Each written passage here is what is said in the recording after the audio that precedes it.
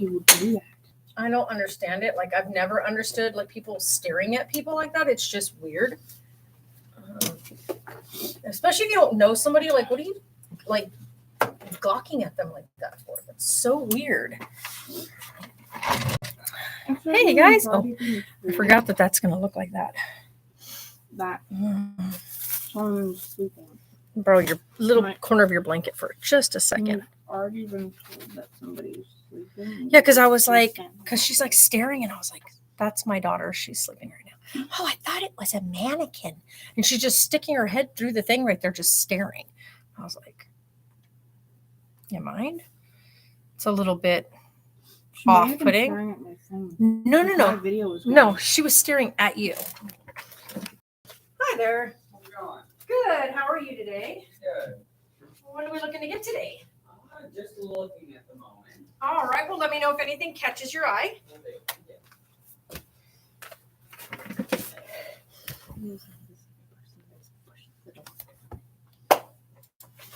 Mm-hmm. Oh, I'm so tired. I'm past exhausted. I think tonight I'm going to have to make sure that they go in the crate tonight for sleeping. Because, the constant all night meowing last night. I got like an hour of sleep, you guys. Like, not even kidding. I know. We need to go pick you up a cot for here, like tonight, before we go home. We haven't gone to this one. Have we checked at this one's camping section? No, we haven't. We have not checked this one's camping section. We went to the Fort Mojave one after your doctor's appointment.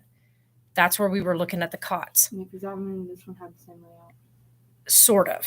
Pretty dang close. The baby stuff and the... Yeah, because this one, the pet stuff was at the very back. Like the treat aisle was at the back, whereas the one in Fort is in the aisle itself.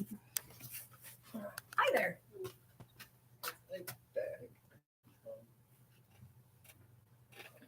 Good stuff. Right. Small bag, big bag. Small. He's like, I know what I'm looking for. Just gotta look at it. All right. Which ones? Top, and you want reds or whites? Reds. All right, 100s or shorts? Need to get up. I hate climbing up and down this ladder. Just because my back doesn't like it. Is this it for you? Thank you for coming in.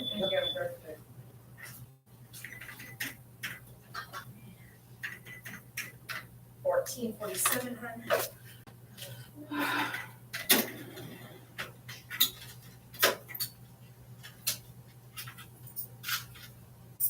$5.53. No, we don't carry chewing tobacco, but if you go check, and I'm almost certain they do, is at the Terrible's on the very corner. Terrible's, I almost said car wash, because ours is a car wash. Terrible's gas station. Okay. Like, because ours is a big old car wash over there. This one's not.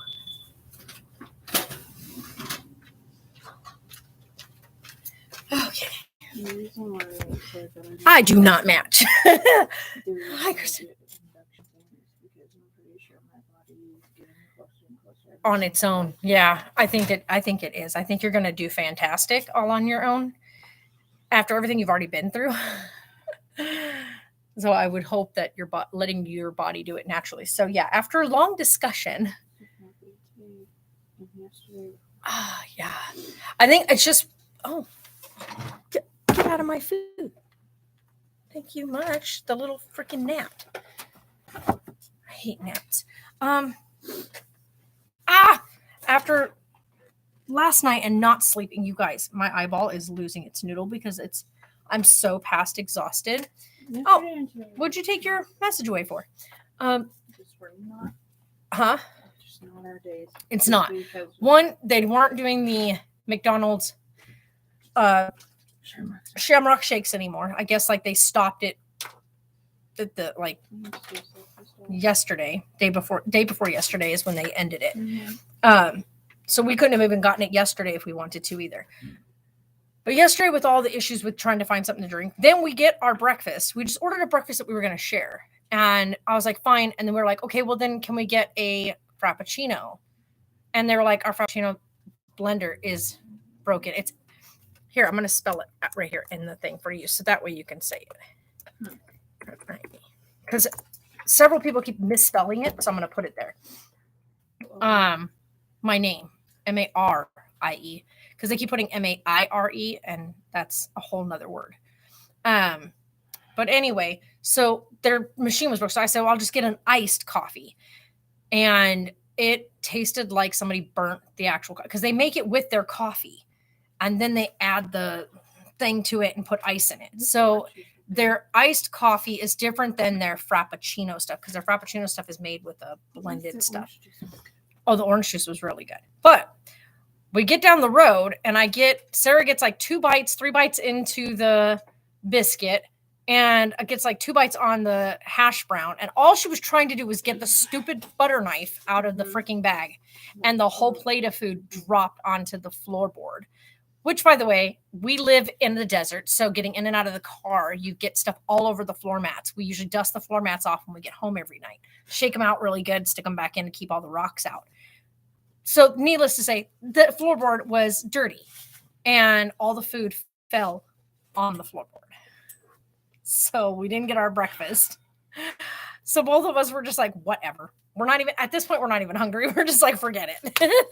So we get here and it's just one stupid small little thing after another. Because I get here, we go in, I go to cash my check. Sarah goes to go get some ice cream because she was just like, forget it. I said, go inside here, go get your, because we were going to stop at the other McDonald's in like here. And I was like, do we really want to go through the trouble of getting through the drive-through and finding out that their stupid machine is broken? Let's just go in Walmart, because we have to go cash my check.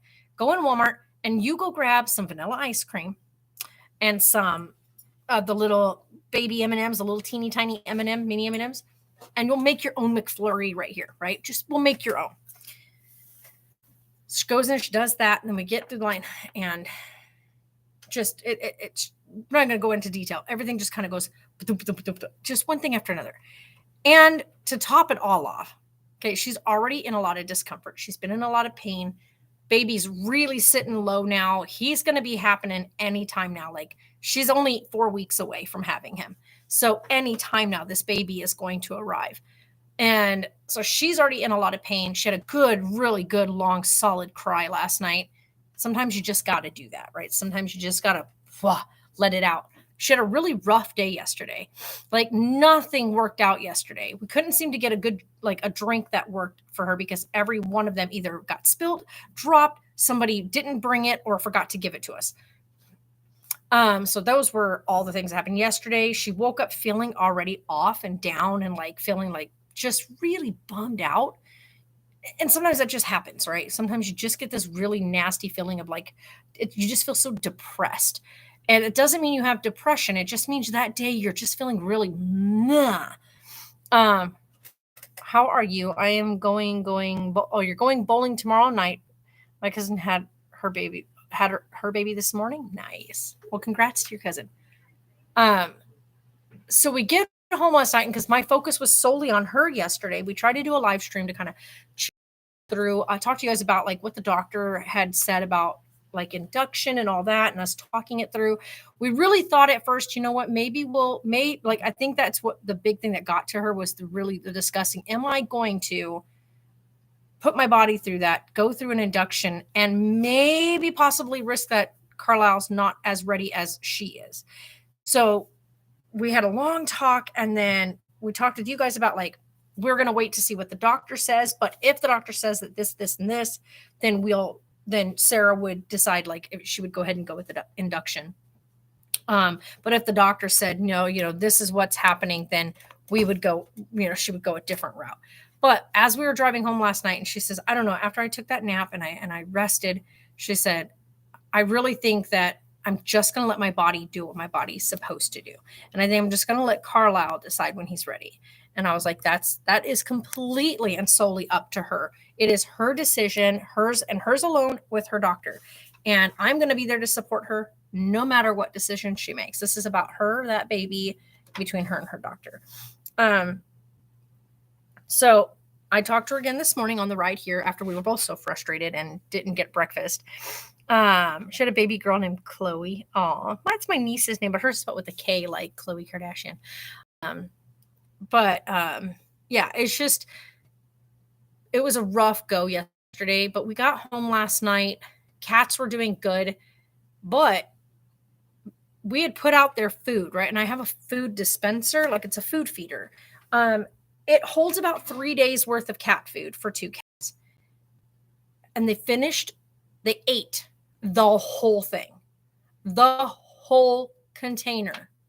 Okay. This is the reason why my cats are usually fed every morning and then again at night. The 2 of them finished off 3 days worth of cat food all in a 10-hour window. And needless to say, because they finished it all off, they ate all of it. Okay. The whole container. And no dog ate it. The dogs were here.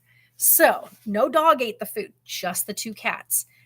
And I get home, they had drank all their water and ate the whole freaking thing of food.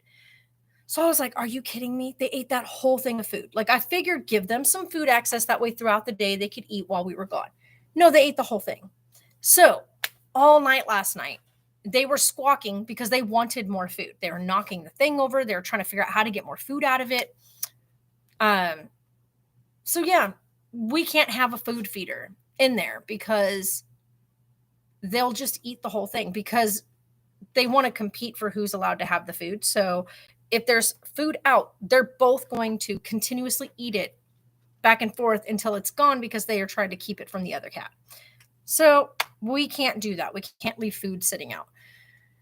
So they squawked at me and squawked at me and squawked at me all night, which means they won't get food today. And I know people are going to be like, that's so mean. No, they ate 3 days worth of food in one day. They both were so bloated when we got home last night. Like I'm talking, their bellies were so tight and distended that even Gracie couldn't squeeze into her favorite little hiding spot because she was so uncomfortably rounded out last night. I'm surprised that she didn't vomit at some point. She probably did, and then they probably both cleaned it up, so to speak. I'm not going to go into detail.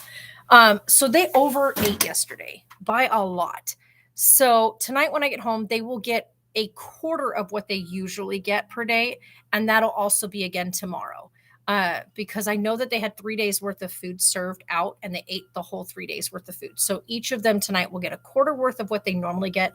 And again, tomorrow, a quarter worth at bedtime, but not during the day. So yeah, that's something that we have to figure out because when we're going to be with me going to be with the kid, he's doing good. He's right there sleeping. He's got his big water feeder right here, but he's sleeping right there. So yeah, it's just been like, I got to figure out what we're going to be doing with them when we go for the baby to be born. So it may end up being, because I know that we're right down the street from the hospital, which is great. We're really close. So I can be there with Sarah throughout the day and whatnot, and maybe make a trip or two to the RV to check on the animals. Taylor's supposed to come down, and he's just going to stay at the RV while Sarah's at the hospital. Because that way he can babysit Tonks for me. He's going to if everything works out and she has if she goes into labor on a day off of mine, he'll take the day off work, because he has Sunday and Mondays off. So if she goes into labor on her own naturally on a Sunday or Monday, then he won't have to worry about requesting it. But he said he will take the day off if it's on one of his work days. She's feeling, you guys, she's done. You know what I mean? Like she's at this is the last 4 weeks. And she's stretched to her limit, you guys. She is so tired and so sore. Walking is painful for her. But you have to remember too, she's not the most fittest person, but also she's never carried a human in her body before. So you use muscles in areas you didn't even know existed until you're pregnant.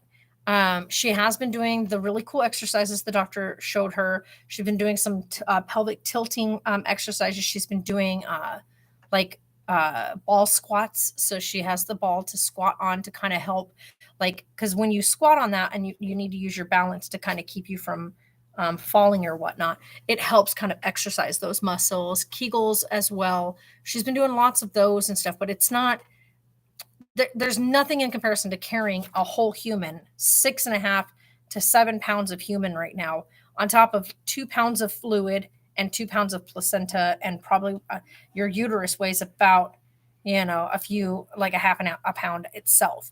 And that whole set of that weight is like this, and it's all weighing down smack into your vaginal area. So all that weight, is pressing down, like in a cup shape like this. It is pressing down like it's trying to escape that part of your body. So the weight, she's got about 11 to 12 pounds of weight just pushing against her inside of her girl parts, I guess you could say. So yeah, it's a lot. Did you do a me? She's over there breaking stuff in the bathroom. She didn't break anything. I am trying to, for now, salvage my clip. I did order 2 more of these online just now to my GoPro, because we want to make sure this is all good to go. But the one I'm ordering, it doesn't say GoPro on it anymore. And it makes me sad because everything of my GoPro has been with me for forever. And then this part right here snapped the other day, which made me really, really sad. So, I mean, there's not much I can do about it. So I'm just hoping that when this dries, it'll be enough to cement it in place for now, just until the new one gets here. Because I do have, and I don't know if I ever showed you guys this, but when you get the GoPro 3, I got the GoPro Hero 3 back in the day because I like doing underwater videography. My GoPro is still in like perfect condition, but you can get this back additional screen, which is really cool. So this just comes by itself through GoPro. And this is usually what your GoPro looks like, right? So this is like just your GoPro. So you don't really see what you're filming. But with this additional add-on, you get to actually see what you're filming. And I love that. So I bought one of these strictly so I could see what I was filming when I was filming underwater, when I was wearing my goggles and stuff. But all my GoPro stuff, I'm really, really protective of, and I'm really, really careful with. Though there are newer model GoPros out there, this thing works great, and I don't need a new one. I also have batteries, battery charger, all the cool kit and everything that goes with it, a big extension arm, all that stuff. So I don't need anything fancy. I just like being able to have that for that purpose. So we want to use this though, or I want to use this and set it up for when Sarah's having the baby. I want her to have the most amazing like birth video for her to have for her memory. That like there's not going to be anything of the baby shared online, like any facial stuff or none of that. We will probably do something very simple, quick, easy, like an intro, like baby's here type thing, but that's going to be about it. Not, you guys aren't going to see anything about him. So put this back in here. Hi, Chris. I was getting sad because today was the last day of my day program, but I am so nervous about going back to my day program in person. Okay, so last day of the day program, like where you're not in person. So like the last day that you will be like day programming at home, or like last day of the program that you were in and now you're going to a new in-person program. I'm kind of confused because it says last day of your day program, but you're nervous because you're now going back to your day program in person. So I'm guessing what you mean is it's the end of the at-home day program where you're involved in activities at home online, and now you're going back in person. Is that correct? So, yeah, I think we're both, online. Yeah. Amy, hi, I'm exhausted, as the title says. Sarah is in a lot of pain. She's in a lot of discomfort, and she's over being pregnant at this point. It's not that she's over being pregnant. She's over not being able to just hold him in her arms. She's ready to just hold him, look at his little face, feel his little body, hear his little cry. Like she's ready for those things. And I can't blame her one bit. I am exhausted because, these damn cats, okay? I love my cats, okay? Rigby he knows it too, little shit. He is my baby. and he flipping knows it. But they ate 3 days worth of food last night, or all day yesterday. 3 whole days worth of food. They ate the entire container of food. So they will get a very teeny tiny amount of food tonight and tomorrow. That is going to be it. Like they will get like a quarter of their normal food tonight and about a quarter of that again tomorrow night, because I can't give them any more than that. They overate so much food yesterday. And because of that, and there was no more food in the container, the whole night, he yowled at me for more food. He kept smacking the container. He was batting the thing around, trying to figure out how to get more food out of the thing. He kept jumping up. Like this cat, I'm not kidding. And Sarah watched it happen the other day. He learned how to climb the ladder. She said, oh, because she goes, oh my God, you have a cat on your ladder. And I'm like, I know. Rigby climbs ladder, not a staircase, you guys. It's a ladder. There's a ladder to my bed. This cat learned how to climb the ladder. So then he jumps up on the ladder last night, literally burying his claws right into my thigh. I about come unglued. First of all, when you're just starting to doze off, and Sarah found him with me, I showed her this morning, the pieces of Rigby's nails that got left behind on my bed from him jumping up there, missing and grabbing a hold of my leg and the side of my mattress to try to salvage himself. And he left behind the sheathing parts of his nails. Like, when they scratch a scratchy post, it's like as if though you cut the front of your nail off. He literally, because he grabbed like that, those parts of his nails, because he didn't have a scratchy post right now, came loose in my thigh and on my bed. You'd think they'd never have been. Yeah. You would seriously, if people met our cats, you would think, first of all, they're both very chunky. It this morning. Yeah. You could give them. Buffet. Yeah. You can give them an entire buffet. I mean, They literally to the point, though, they could eat the whole thing. Okay. They could eat 10 pounds worth of food each. And the minute piece of kibble drop on the floor, they'd come running. Mm-hmm. Like yeah. You hadn't fed them. Hi, Joseph. Like you had. Yeah. Like as if though they'd been starved this whole time. Which is like ridiculous. And yeah. And they're both pretty chunk. I mean, Gracie, we have to be really careful about Gracie's so weight. Much chunkier than him. Well, I think it's just because she's set so low, but that's because she's a female. But she's also like you can see she's got more chunk than him. But she's also a bit more low rider because of her back legs. So she looks chunkier in the sense that she looks like her belly's dragging the floor. It's not necessarily dragging. It's she can't stand all the way up on her back legs. So she can't stand her belly up. So she looks thicker than she actually is. If you could get Gracie to stand completely up, like if her back legs completely extended like a normal cat like would be, her belly wouldn't even be near the floor. But because she kind of low rides, like she squats on her back end, so her back end stays like, she walks like this. So it's like her head is up here, but her back end is constantly like low rider.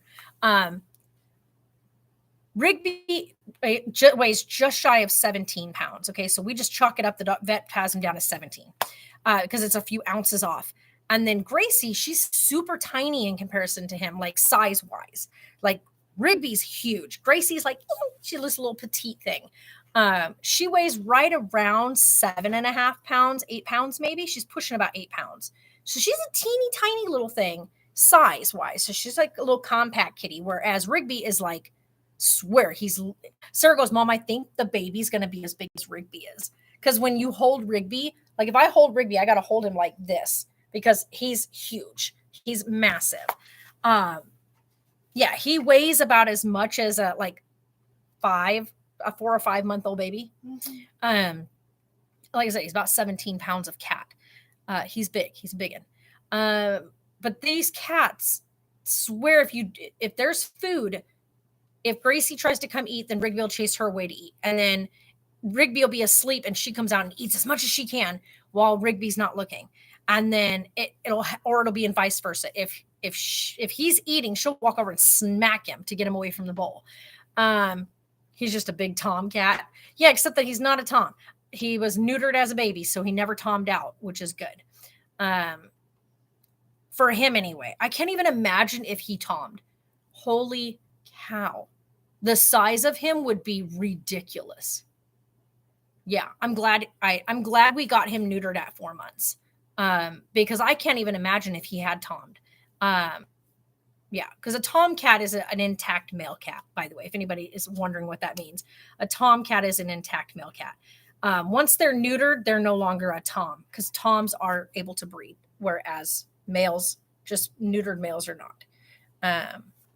Just like, pardon the words, but just like a bitch is a female dog who can procreate, whereas just a female dog is, she's just female. And then a male dog is a sire. So yeah, but yeah, so they have names for them, but Tomcat is an intact male cat, and he is not intact, thank goodness. But Gracie does not put up with his crap. That's the thing, is Gracie, I think, got picked on by Binks so much that she was like, she's not having that crap from Rigby. So I can tell that my body is most likely close to going labor at some point. Mm-hmm. Because only taking an hour nap when my naps are usually. Yeah, the last 3 days you've only taken like an hour nap. The other day you only took a 25-minute nap. Usually she's out. My body. Yeah, my Otis is big. He was neutered 4 months old. Otis. He'd be a lion if he wasn't. Yeah, right, Amy? Otis. I like that name, Otis. But yeah, Have you ever heard I'm a show exhausted called because I got like an Otis? hour and a half of sleep last night. That's about it. And then to top it all off, Yeah, isn't there Huh. there a show called Milo and Otis. So to top it all off, here's the icing on the cake, you guys. I'm menstruating. So that alone, just that alone for me is already extremely tough. And then like, this is like where my day where I'm going to kind of taper all off, right? So by tomorrow, like literally by tomorrow morning, it'll be completely gone. So I've started to taper off this afternoon. So I was like, okay, I'm definitely heading out the door now. But the day before and yesterday, which was meaning yesterday and last night, were the worst part of it. And so to be in that much discomfort, that much, like I just want rest, because I feel like it takes every ounce of energy from me. And just like they took a syringe and just went and sucked everything out of me. I feel during that time, I feel very drained. I feel very ill. I get shaky. My blood pressure plummets, and I don't have good blood pressure as it is. My blood pressure is always too low to begin with. And to have, when I'm bleeding like that, it is really low. And then my iron drops, and it's just a whole mess. Is your camera different, or are you sitting somewhere? I'm sitting differently, but I'm also using my computer camera instead of my phone. Usually I use my cell phone when we're live streaming with you guys, but I'm using my laptop today. And I am sitting somewhere different. Sarah and I switch spots because Tonks is right here, and he doesn't smell the greatest, and he loves to pass gas, and it kept choking Sarah out. So I told her, minimize any discomfort for Sarah as much as possible right now. So I put her on that side over there, which is usually the chair I sit in, so I can have a direct line of sight to the front door of the business. But with me sitting right here, the humidor is on this side. I can see everything from in the store from the glass of the humidor. So it's a big reflection of the entire store. So I can see the front door. That's how I'm able to see when people are coming in. But yeah. So not a different camera, because I've filmed on this one before. I usually do my live streams when I'm here on this on the computer, but the last few have been on my cell phone. But yeah, so I'm exhausted because I didn't get any sleep. I got like an hour and a half of sleep last night, broken apart. Like it was just this scattered bit. Like that first half hour that I fell asleep, that's when Rigby jumped up on top of me and about took my thigh with him. I've also got really nasty bruises now on my thigh. So that's fun. What happened? Look at it. It's a little like office set. That is the cutest thing I've ever seen. You guys, it's an office. It's like a little It's got a little laptop. It's got like a little screen. It's got your tissues and Calendar and everything. oh my god, a little thing with your scissors. That's not really scissors, but You know how happy that baby is. I know, right? What Baby's is like, like- yes. But yeah, so we've been looking at a few things. I was looking at getting a different swing for the RV because the one we have in there is huge. It takes up a massive amount of floor space. But we did some video watching yesterday after getting off stream with you guys. I think it, And, it has a thing that comes with it. Yeah, and it goes in the center. But we were watching a bunch of videos on the Mamaroo and the Mamaroo, the Rockaroo, the 4 moms Mamaroo and the 4 moms Rockaroo. And they're both like the Mamaroo is the one that like bounces, and then the Rockaroo swing like does like a gliding swing motion. So they're two different baby swings, but they're both from the same company and they're both a Roo, right? And and doing research on it and people talking about, first of all, the price point and then the quality of it. And it came down to it's definitely not worth the money that it cost. On top of that, you buy it because you're going to buy it for having an infant, right? That's the first baby that's going to go in it. That's the first age that's going to go in it. People buy these for their upcoming baby, and it does not come with the newborn insert. You have to buy it separately. So already the Mamaroo is already a $300 item. Now you got to spend an extra $50 to $60 for the insert to go in it to even hold your newborn, because you can't put a newborn straight in it. It's not meant for you to lay them in. It's not going to support them correctly. And you can end up with a baby that has their chin tucked incorrectly and not being able to breathe. You definitely don't want to do that to your newborn baby. So the Mamaroo does not come equipped to start off for a newborn. So right there, that's a huge downside. Secondly, you have to pay an extra $50, $60 just for the insert that should already come with a $300 item. Yeah, so that was a big one. The other thing is people said it's extremely lightweight. Now, the lady in the video, I wanted to hit them because they picked it up by the base with their baby in the seat. What are you doing? One, I know for a fact that says that it says it on the item, because it says on every baby item you purchase, do not lift with child in seat. Guarantee it, unless it's a baby car seat, because you put your baby in the car seat, then you lift it to put it in the car. Do not lift your stroller. Like, don't carry your stroller up something with your child in it. It's stupid. It could fold up with your child in it. Don't do that. You could drop it with your child in it. Don't do that. Don't pick up a bouncer seat, which it has a big ass tag on bouncer seats that state this. Bouncer seats, like the one we have sitting right there, do not pick it up with your baby sitting in it. Just don't. Just don't. I'm going to miss my friend, Clayton. Yeah, you were telling me about that last time.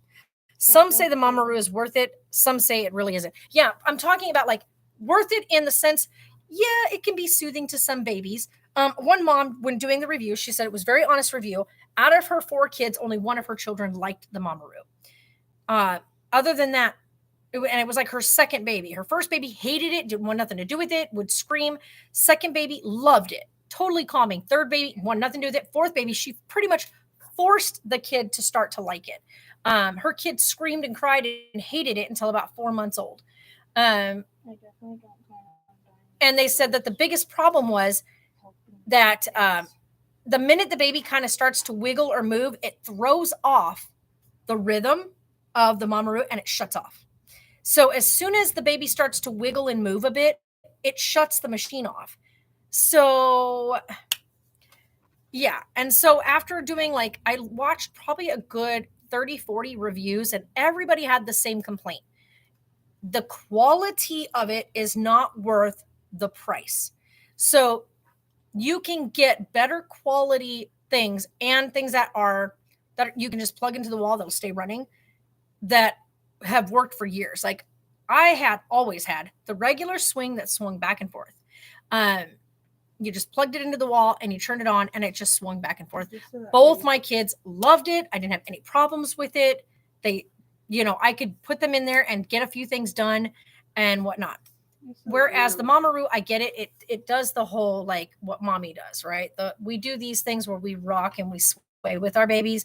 We don't like whoosh with our babies, right? Unless you're like me and have fun with my kids. But so I get it, right? I get it.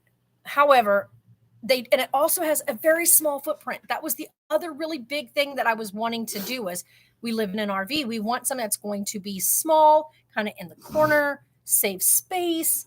But is it really worth $300 frigging dollars? Okay, I should say $360 to get this thing with the insert, which you do need. Is it really worth putting something like that in the RV that may only get used a few times? And the answer to that is no, it's not. We do have a swing already. Yes, it takes up a large footprint. Yes, we can fold it up and put it away when it's not in use. And the seat can be used as a rocking seat, as about like a bouncer rocker seat. So technically, we don't need another swing. We were going to bring the big gaudy one here and just leave it here at the shop. But then we were like, no, we can use the other one. She's got that big bedroom space now. We can set the swing up in there. It's completely out of the way. Baby has a gorgeous, good size like bassinet that will last him up to age 6 months. So as long as he's got that for now, we're okay. Be right back. Well, hello there. How are you today? All right. Which one are we grabbing today? I know, right? Everything except for the big green box down here on the bottom and the flumes, all the rest of them are on sale for 25% off. But these guys, the big green ones and these guys here on the bottom are not. Yeah, I know But everything else is. Foods are very popular. Yes, they are. Yeah, you guys, I remember smoking them. It tastes great for like, The first 10, and Yeah, then you they end up do. with that metallic yuck. yeah, The flumes never get to them. no, they don't. They last flavor from start to finish. So the minute the battery goes beep, beep, beep on you, blink, blink, blink, the flavor's there. That was my new- Little guy. Not little guy, it's This one's watermelon ice. This one is blueberry blackcurrant. blueberry black. That's the one. Oh, they got apple shake. What is that? That's the apple. Yeah, they got cool mint, kiwi berry ice, and watermelon ice, and then of course the blueberry blackcurrant. That's really well nice. Yeah.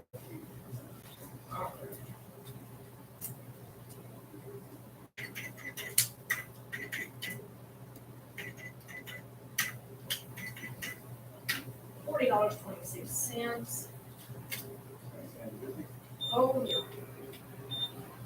Like just when I think I'm gonna get something done, and all of a sudden I start complaining.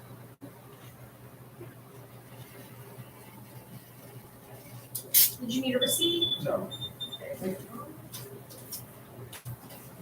Hi guys. Hello. How are you? Very good. All right, I'll be right with you. All right, not a problem. Take your time and look. See the blue box? You're good to go, sir. All right, what are we looking to get today? Thank you. The filter and the butane. You sell butane for butane? Right here, we only have our $9 ones right now. So we have the 9X and the regular special blue 9X and the honeydew, and then we have the 7X and the jumbo for $9. So I think for jumbo, so you take that off the side. Yep. Will do. And otherwise, it kind of look a little bit. Yeah, go ahead. Take a peek around. All right, thank All you. right, what are we getting, sir? No, just 14s and 18s. And I'm looking for, Yeah. if we can find, no, 18s are these big, massive stuff.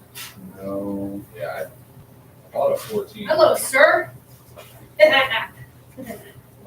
Yeah, oh, here yeah. we go. 14s are, there's like a huge difference because I know the 16 is right between those. Yeah, 18's just gonna not fit in their cap. Oh, it's just gonna drop in there. 14 is. honestly don't know if it's 16, but I bought a 14. It's too small. Like, it just got a little bit of wiggle. Right, and that's a way big difference. Yeah, I know. That's an 18. I'm gonna show you. I'll show you cheap 16. All of our bowls, other than what's their marked, are 14. Unless otherwise marked, which would be higher. And what are you trying to, like, do you have like your downstem piece or whatever that you're trying to put it into? Maybe you could, I was gonna say, bring it with you next time. And Yeah. We'll take a tester one of my broken ones back here that has like a Bought broken one for me bowl. last time. Yeah, and you bought But you one. never have it. Right. I have a few broken bowl pieces that have just this part that's available. We'll use one of those to test it. Usually we don't do that because normally we don't have that, but I have a couple of broken ones back here. And we can test it out with so we can see if we get the right size for you.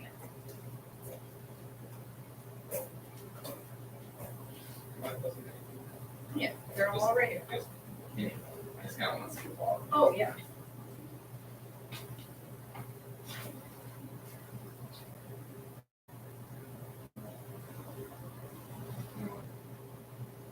Which one would you grab? Read all you do. Yep, everything on the bottom is 15. Like these guys have things from Yeah.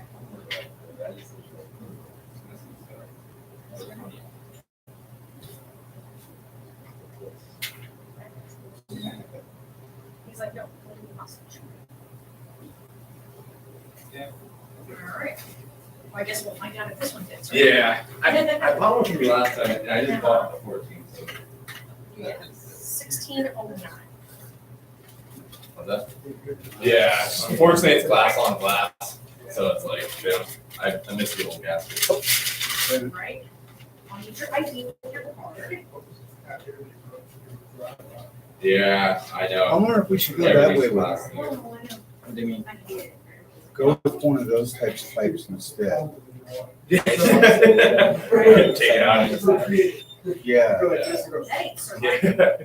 because we I can know, go that I route just came out here about 2 years ago. and then still get the filters Yeah. And, for that yeah, I left some particular glass and pipe. stuff in my garage. People For forget. that particular pipe, I believe so. Yeah. We'll talk to her about it, see what she says.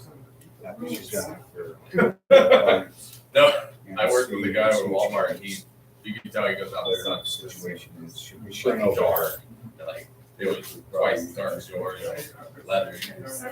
Oh, yeah, that helps. And we can also get her. That's how you're supposed to Lots of sunscreen. do it. Yeah. Thank you. I was down here my whole life. Lots of sunscreen. Okay. Take care. Take care. All right. What do you get?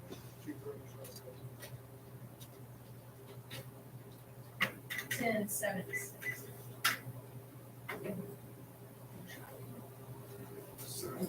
I hate it. You know. I need to have to write it down. I'm like, you know this. It's not your first rodeo, sir. I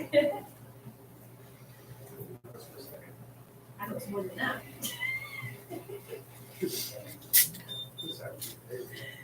No, I'm exhausted. So I'm slightly delirious. I haven't smoked for 2 days.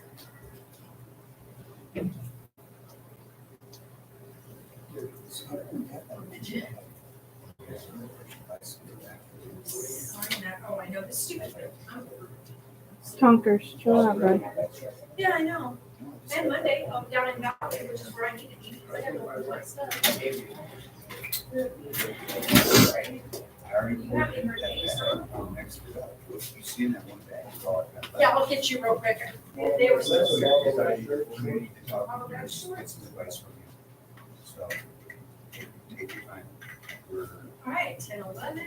get plenty of time. Bet. Right. You too. No, I don't think you do. I know the name, but I don't. Thank you. Thank you. All right. So, two more things. One is I want to get her paid. Okay, Paid her through already. okay, Right. She hadn't smoked before. all right. So I'm wondering, I saw that we've got, I think they take the smaller filters? the I think so, pipes? yeah. Okay. Mhm. Would that be? I'm not exactly sure. I think if a woman's going to start trying those little tiny ones down there, those little $7 ones probably are a good starting point because they're tiny, they're small, you work with it. If she likes it, she can upgrade to something a little bit fancier. But yeah, that's kind of a good starter just to get a feel for whether or not she likes a pipe. Okay, and we'll use the filters there. I think that it takes the takes the Grabo filter. I think. I do think it takes because these are the long filters, so it's gonna take the I don't have any of the ultimates with me right now. But yeah, these guys here, I don't know. Now let's see here. Can I get you to come off? No, this doesn't even have the filter in it. Oh, So that's got that instead. it's got these guys. Yeah, I've got one of those. Yeah. So I mean you can clean those and reuse, which is nice, but it doesn't have the filter in it. Yeah. So- Try and get Now the- is there anything you can- I'm trying to think. Like I know that these guys also don't take the filters. No, not the corn cobs. Okay. And then those guys over there actually take the ultimates, and I have no ultimate The filters. ultimates are the short slot ones, right? Yeah. Yeah, I just went to your other store. I live in Golden Valley. Yeah, So and we have some over there, but I don't have any here. I All bought at the last three Dr. boxes. Bravo's. I bought the last 3 boxes that they had. I Right. was gonna get 2. She said, "But I've been ordering them. I can't get them. I've only got Right, 3, so I yeah. bought their last 3 boxes." Yeah, we haven't been able to get them here either. I've been sold out of them for 3 months. You don't have a pipe that specifically takes those filters? Nope. Right now, no.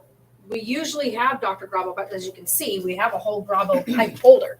We're out of Grabos, which are $60 pipes. So I wouldn't be buying a $60 pipe as our Wow. starter pipe. And like I said, we're Yeah. all out of the pipes that we have that fit the Grabo. So How to do this. maybe order some filters online. I mean, like you said, that Yes. small pipe is great. It's a $7.95. It's a good So I can give starter her one of pipe. my boxes, I guess. I Yeah, can but give that, her like I said, doesn't take a filter. Oh, it It's doesn't got the, take- remember, it has the metal piece in it, which is great because it's a good way to start because then you just take it out and clean it after you choose. And it'll be nice Okay. and fresh versus changing out a paper filter, especially if she's just starting. Right. She's not going to yeah. really need a This is paper gonna be a filter first to time. get, Right, because she's not going to use it often enough to fill up a paper filter. right. So that right there, if she's trying, just getting used to it, she can use the pipe, clean out her little metal filter, good to go. Okay, And her mouthpiece too, because us ladies, I know, like their mouthpiece is clean. yeah. So the mouthpiece and that little metal filter piece are all one piece. She can wash that off All and right. then pop it back in when she's ready to have another round. Okay, let's go ahead and do that then. All right, so let's give that a then go. The next question is going to be, what would be a good tobacco flavor? Do you know what kind of flavors that she likes? Mm, Like, does she like things that are sweet? Does she like things that are real, like masculine, kind of harsh? No, definitely not hard. It's going to be very subtle, kind of. So we have 22 flavors back here. And I'm gonna need to get probably 2 ounces or 3 ounces of your black. The next, it's the black. Black and cherry? No, it No. was black. Smooth black and gold cab? This is a really, I don't even know if I have any. Is this what it was? Was the black and gold cab? I think so. 'Cause I remember John. I think I found it for you last time. Was it black golden cab that we were getting? Yeah, that's the one. Yeah, black gold cab.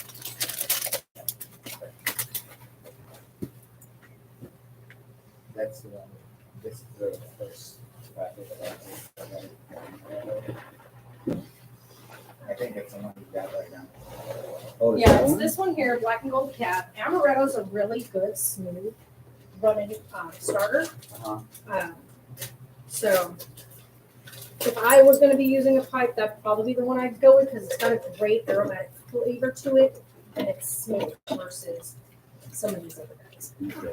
I mean, you can pop it open, take a smell, see how. That's not gonna be shot.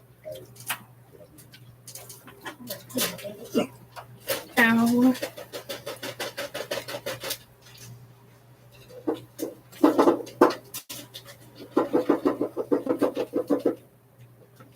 Sorry, doesn't it? Yeah. Oh, that smells amazing.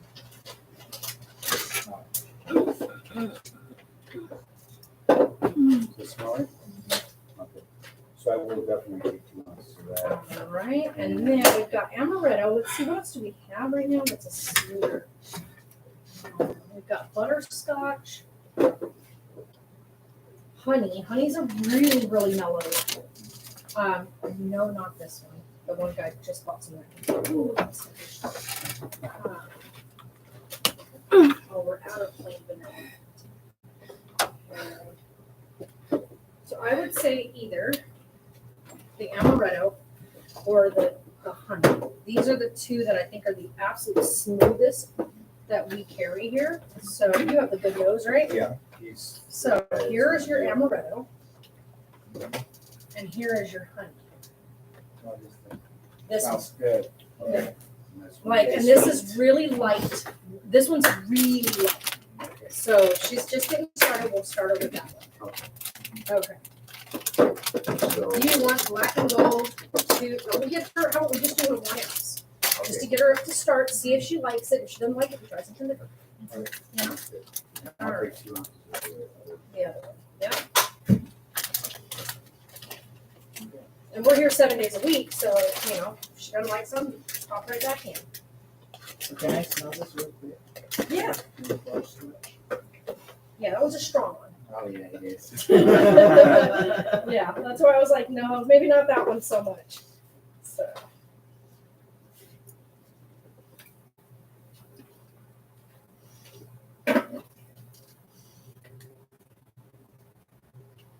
Good. So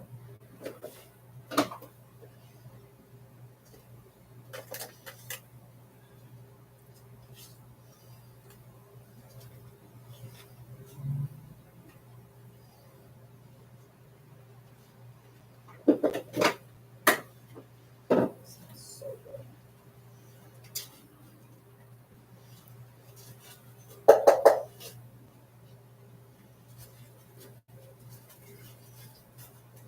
Something else. Do you carry the holders for tobacco? So it's like a tobacco pouch. No, we don't. I wish we did, but we don't right now. I've been trying to convince him to get some because we definitely are selling more tobacco now. Right. And so hopefully I can convince him. Because that would make sense to have it. Seeing as, like I said, we are selling, we just up this, like I only have 22 different flavors now. Whereas before we only had like 11. So we've over doubled our supply. Wow. Yeah. So our selection is pretty big now. So is it starting to become, well, obviously, pointed out it is becoming more popular. Yeah. But is the pipe itself starting to become? It's coming back pretty much like I usually get about 20 of these every Sunday, and I'm back to 3 again. So like every Sunday I get 20 new ones, and they're I just already. purchased one of your pipes from the store in Cloven Valley. Yeah. And I really like it. My grandfather got me started when I was like 19. Right. And the I have to use one of this. It's basically almost done.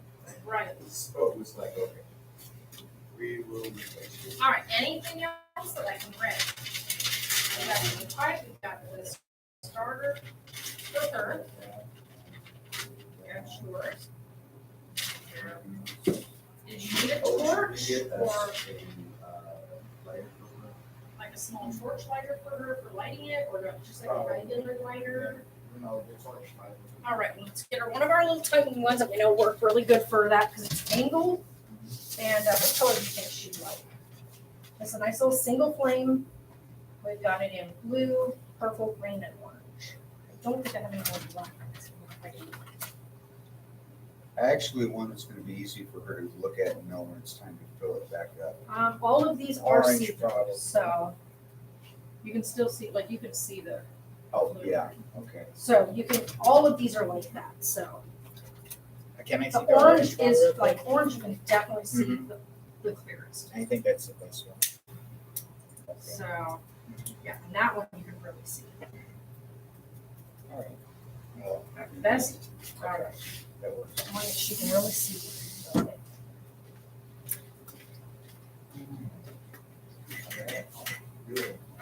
$36.80.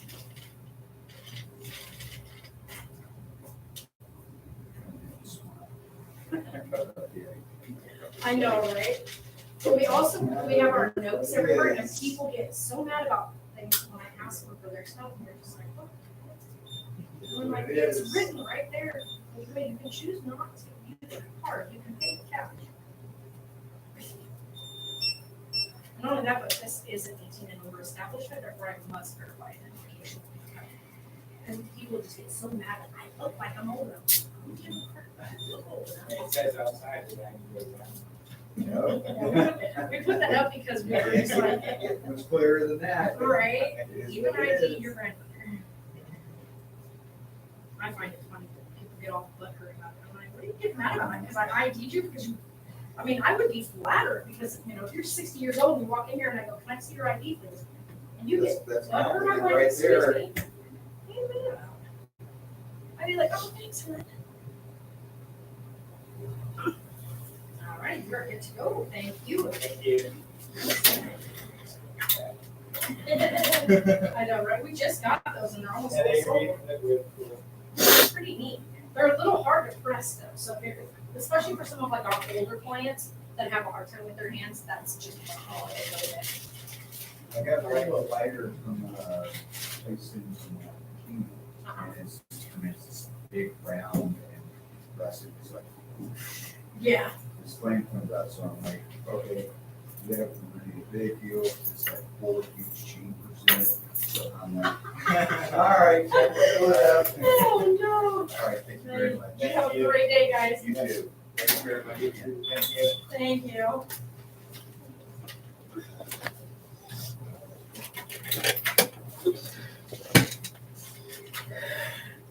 That is really cute. They're getting her first set of her tobacco pipe for her.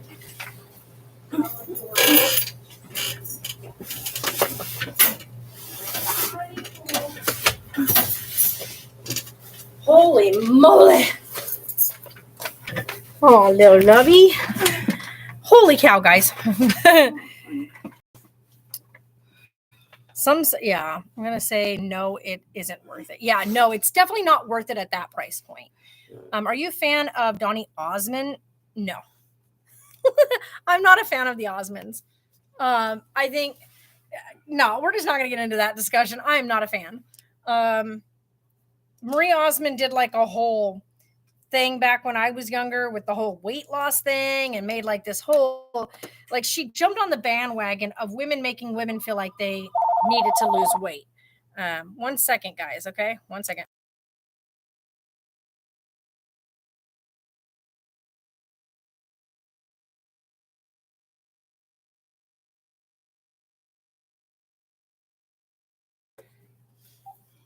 Do you guys have Dijon's? The specials? Great. All right. Yeah, no, I'm not a fan of Donny Osmond.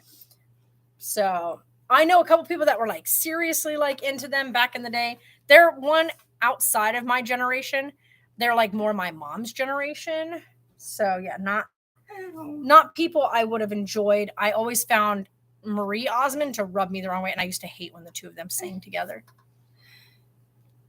I did not like his voice. Just it just made my teeth grit. I couldn't do it. Just when I want to talk with you guys, hold on. Well, hi there. Hey, How's it going? all right, I guess. All right. What are we looking to get? Everything's good. Glass down stem for. So, are you looking for this thing or an actual down stem? Yeah, I think Not the bangers. So the actual down stem, those are both bangers. those go bangers. Other bangers. Down stems are these Some. goofies. Oh, no. Okay, I thought the ones that are cone shaped with the flower. Old school style with a little handle. I have no idea what you're talking about. Okay. So what I you're like old school shape. What do you mean? Yeah. So it's kind of like this You're one looking for a here, except bowl. for it's not on glass. You got a little garment at the bottom. It's a way smaller stem. We don't carry any of those. Really? Yeah. Oh, This wow. right here would be like the only things we have, but these guys are the ones that these used to go on a thing that hugs that. So this is not the right kind of garment that you're looking for. Yeah. And then I only have this kind. That's kind of what I'm looking for, except but there's no for, grommets. We don't carry any of the grommets at all. and it doesn't have a little.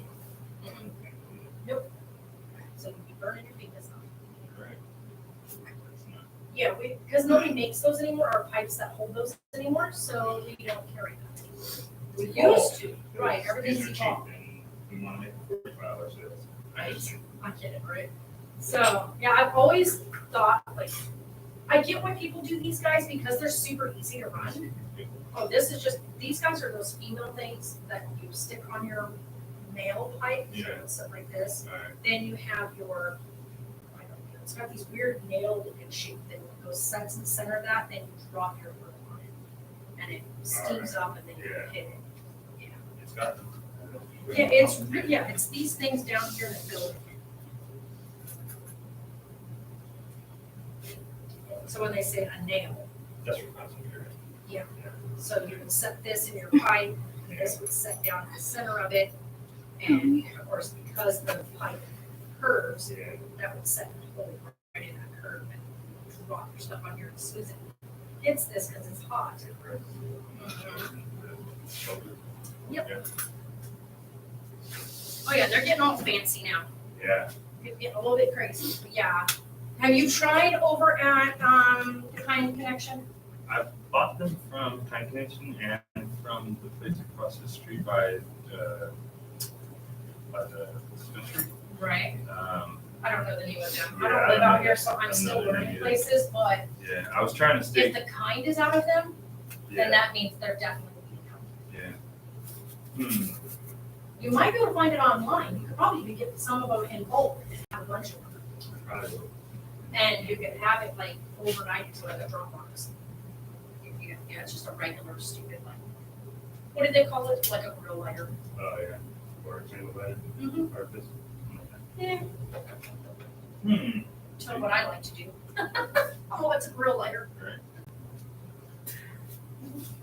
Lights, grills, and Oh my god, get on. yeah, there's that little like nap thing that got in here.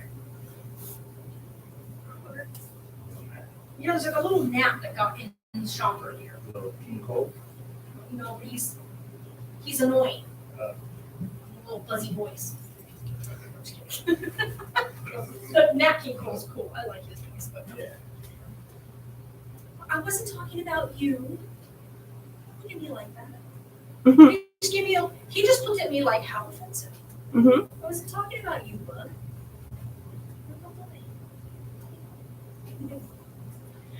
Because I got that. And I'm good for it. Oh, just-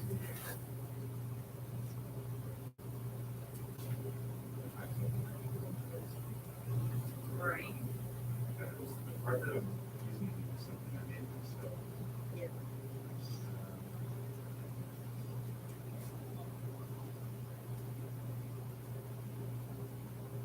What's the cheapest one you have that's like? Everything on here is $14.95 unless otherwise marked. It'll be up higher.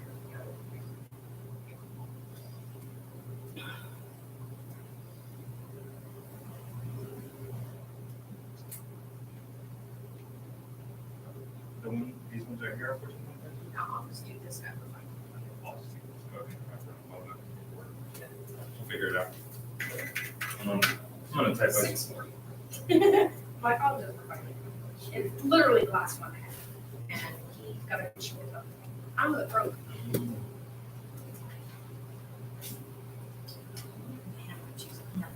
Alright.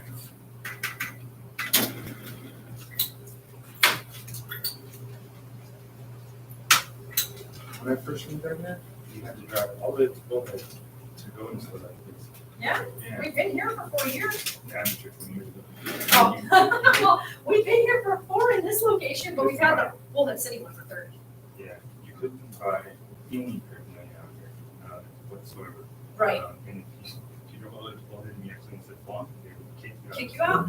Rather than- Well, out here too, even now, we're not supposed to say that. Oh, is it real? Because the word still holds what its terminology means, which means paraphernalia. Yeah. So if you're Should buying say one water. for, right, water pipe, Yeah. because now people are using it, For I'll water show you. displacement. people are using it to throw these little dudes on. Oh, yeah. which now, you know what these are used for. As much as I want to say it's for concentrated oil. No, doofus, we're not dumb. You could use that. You could, but we know better. Yeah. So when people are using it with this, we know they're using it as a paraphernalia item. So therefore, we're required to make sure it's called a water pipe, and if they refer to it the other way, we're technically not supposed to sell to So them. I just messed up kind of. No, we're having a conversation, so, you know what I mean? So if they're coming here saying, oh, I wanna get, it's like, okay, I can tell you, because that means you're using it for the areas. No, but it's, we had to take a stupid freaking like course thing that told us how we're supposed to approach a customer when they use that word, and to correct them by just repeating, like when they say, oh, I'm looking to get a, I say, water pipe, Yeah. you know, just over the top, and then that way they go, oh, yeah, water pipe. That's better than telling them to drive all the way back in. I know. I actually messed it up for everybody that wants. Oh, shit. Yeah, they were mad. I mean, you know, Yeah, what, man? it's quite a profitable Yeah. industry. I mean, he's done this for, my pops has owned this place 30 years, and he's had the one in Bullet he's had for 30 years, and then he slowly trickled over to, I think, because T2 is the one in Golden Valley. Okay. I didn't I know think. there was more. No, T2 is the Kingman Road. Then T3 is Golden Valley, T4 is us. Because we're the fourth store location that got opened up. When did he start? The first one? Over 30 years ago. So let's see, I was in junior high. Up in Boulder? Uh-huh. So He started off with the Tillies and Alien Inc. Oh, They used to be set side by side. So he owned that whole space right there because he used to have the tattoo parlor and piercing shop and then the smoke shop connected to it. Daddy messing around. He's starting a lot of businesses. But Alien Inc. shut down just before COVID happened. And that was the brand that he started? Yeah. Oh, wow. I've heard of it before. I had no idea that it was attached to this brand. Yeah. So were you guys the first store of that kind up there? Up there, I think we were at the exact same time as The Kind. Because I know The Kind Connection was also making a run for it when it came to, The Kind Connection was the only store I knew up there. they were making a run for it at the same time. And I know that, I guess you could say the fact that ours was more family oriented. So when you came in, you felt like you were welcome Neighborhood. versus when you go into The Kind, they're kind of snooty, very like Kind of kick you out if you snippy, say the wrong yell word at you. instantly. Yeah, they're rude. Yeah. Yeah. Yeah, he wasn't like, oh, you actually messed up. He was like, oh, you messed up. Get out of here. Right. I was like, that's not good for business. Oh, I know. But then again, the government's on you like that. Oh, yeah. Hi. Government's going to see them. Can I get a bag of the tobacco? Which one? The gold. Is the gold stronger than the red? No. Red is the strongest. Red is full flavor, light, ultra light. Okay, so we'll go with the gold. All right. Large bag or small? The smaller one, please. And then, oh man, I can't do my.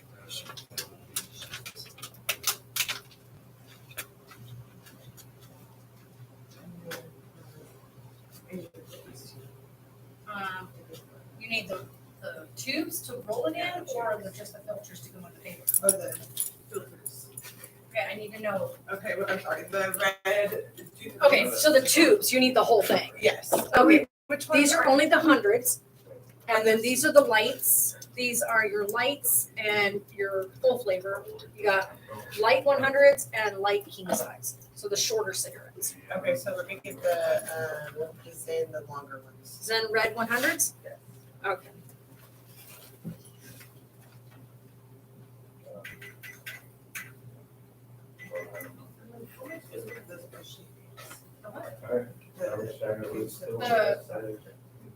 The machines, so you're doing the 100s, so you need a 100, they're $8.95 for the 100s. Yeah, no, this Okay. $15.66.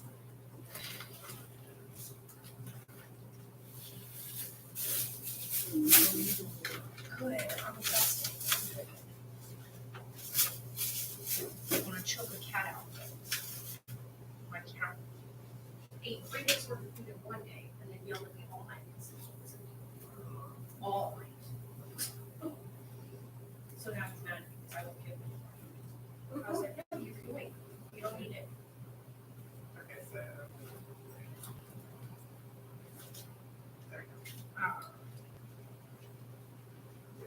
So I'm like, all right, so let's do it. I got like an hour, maybe an hour and a half sleep.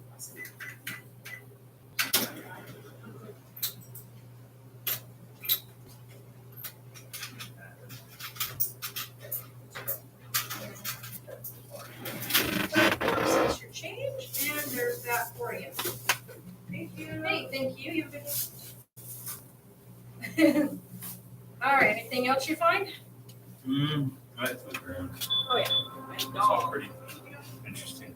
Do you guys have any personal air purifiers? Like you, right there. Yeah, these ones that where you smoke and you blow into it Yeah, to and keep it it helps. going in the air. Supposed to keep the smell out of there? Yep. Huh. Your ear. You don't have one that's open? Huh? You don't have one that's open that I can look These at? are all open. Oh, really? Yeah. Check one out. The coolest part about these guys, you have containers on each end. Oh, And then you got your, we'll just blow right in there. so, yep, and it tells you, it gives you the arrow so you know which way. But look, you got these guys on either end. Oh, okay. Stash box. Mm-hmm. On the 16th. Which is what you want it to do. Right. And I see how easy it is to push everything. Mm-hmm. No, actually no, because yeah, COVID. Yeah, I figured. Oh, yeah. No mouths Yeah. on products. Should have known.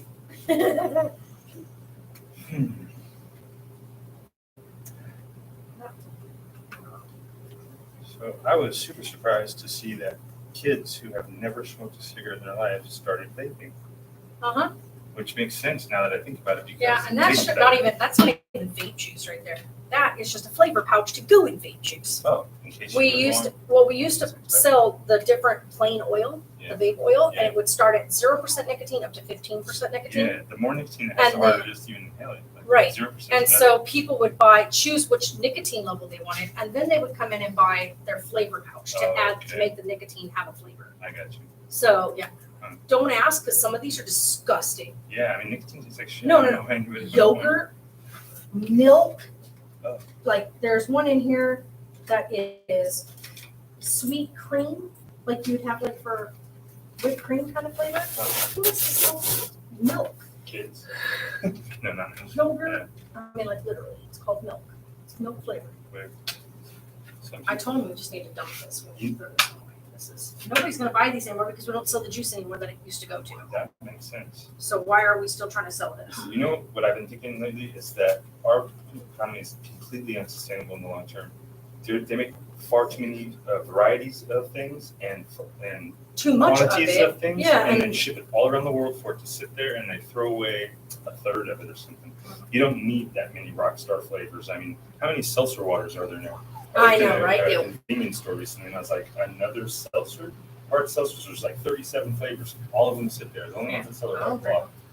But you know what I mean? They're all going to get thrown away and wasted. All the right. energy and stuff that went in, natural resources that went into manufacturing and transporting them. It's just Be back in a minute, guys. The landfill that they're going to end up in. And one day they're going to tell No. stories about how decadent our economy was and how many choices you had for everything. Right. All right, you have a great evening. Hey, you too.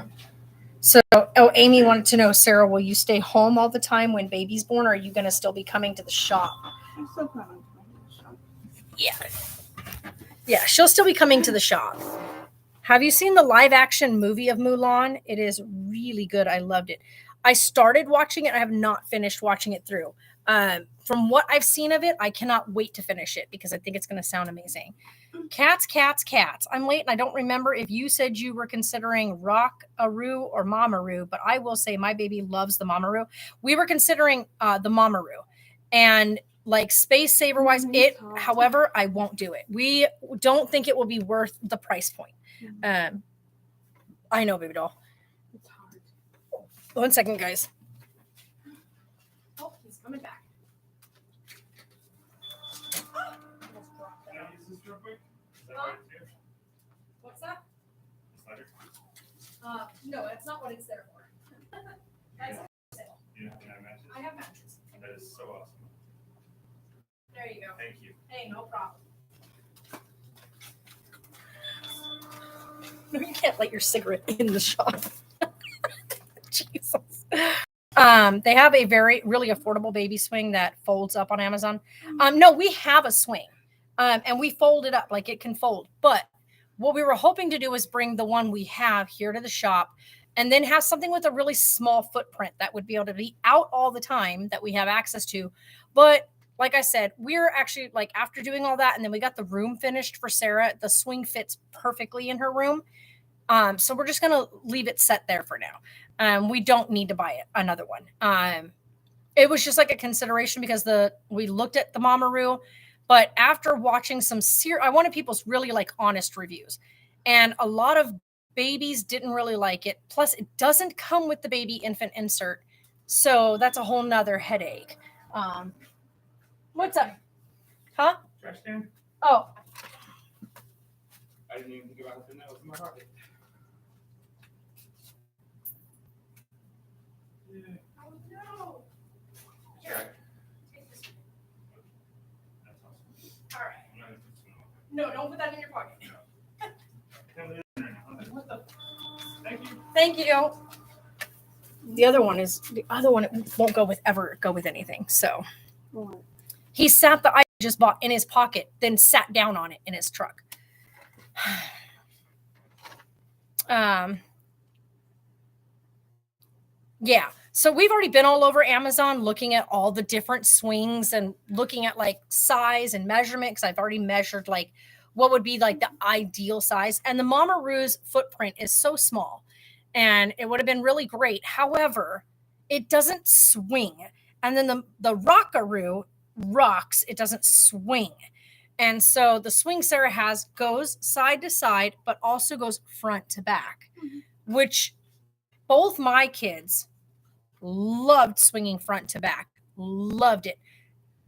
Sarah was the one who hated swinging side to side. Taylor was okay with it. Sarah hated it. So swinging side to side, not okay for her. Front to back, absolutely. So front to back swinging, that was her favorite thing. Taylor's too. He preferred front to back, but he could settle and sleep with side to side. So the Mamaroo, it does like what, it does the bouncing. But here's the difference. When we bounce our babies, we bounce them up here or we hold them in our arms and we sway, right? So the Mamaroo bounces your baby while it's on its back. And none of us do that. Like we don't walk around with our babies laying on their backs doing this. One that would tire the crap out of your arms. So we as moms, we either have them in our arms like this and we bounce very quickly, kind of ding, ding, ding, ding. It's so hard to decide what to get when there's so many different, gadgets now. Exactly. And here was the thing is, to me, if I'm going to pay $300 for a Mamaroo, it better come with the insert. Like it better come with everything that you need to get started. So it should already come with an infant insert, because you already know when you buy a newborn, when somebody buys a brand new swing like that, or a Mamaroo, you know damn well they're buying it for somebody who's getting ready to have a baby. You know damn well, Mamaroo, for moms, that you know that it's going to need an insert right from the start. So what did you do to snaggle some more money? Is you separated the two items, and now you have to buy the insert separately for $60. Like what? So yeah, not worth it. 1 second, I got another customer. Well, hello there. How's it going? Good. How are you today? Another beautiful day in paradise, right? Right. What are we grabbing today? I just need a bowl. Right over here. Right over here. We have all of our bowls right here. I want to say 10 millimeters. We don't sell 10s. We have 14s and we have 18s. Can I see the 14? All right. And that's these guys all on the The whole top. top row. Yeah. Our selections, yes. I don't know nobody because they're all still here. Like I think we only have like, do I even have any more Cowboys ones left? I think they stripped some of our Cowboys Yeah, I ones don't already. see any Cowboys. There's Right a here. couple of One. differences. I got Oh, I one. see the Cowboys. Sorry, yeah, there's two. Okay, so One we up got front two of them. here. Good. Yeah, because we had like 30 of each. So not bad. People like the Cowboys. It's a very nice-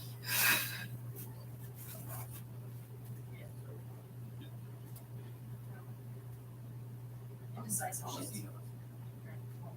I don't even like to see him. I don't even like I just football. like Pete Carroll. He's the coach. Like I don't even like football. Only reason I used to like football. I like You football remember anymore that because it's all last Rose Bowl in college? You know the Rose Bowl's like What Super Bowl year? in college. It was where Matt Liner and I don't Vince know. Young. I'd have to know the year. I'm an old ass lady, so. It was, how would it be? Maybe 05, 06. Yeah, I would have been It was, Air Force. Yeah. What'd you do?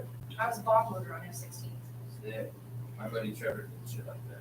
I was like, what do you do? He was like, it's like working in a factory, but you're in the military. You just, instead of loading. Oh, no, I worked on, I went out on the flight line F-16. Ready for Yeah, Sunday night. That's so you would look at like children. on F-16. I drove it. I drove the big ass unit that pulled the bomb on it, rolled it out there, lifts it up. Shoot them in half times two. Yeah, my buddy Trevor was, see my lyrics about cargo. Right. Trucks. Not on the F-16s. If I could tear apart, put an F-16 back together from nose to tail. Yeah. Or when I just need to repair wires at my house, you know. Every time you see one of those Armageddon movies, somebody comes running, do you know what flies with you? Nope. You muster up some courage. I don't know how to fly a plane and you won't get me in one. I will die walking if I have to fucking get flying. Really. I hate it. I've made too many trips overseas. I can't Did you stand go it. in the Air Force to like? Nope. I was a combat flight. that?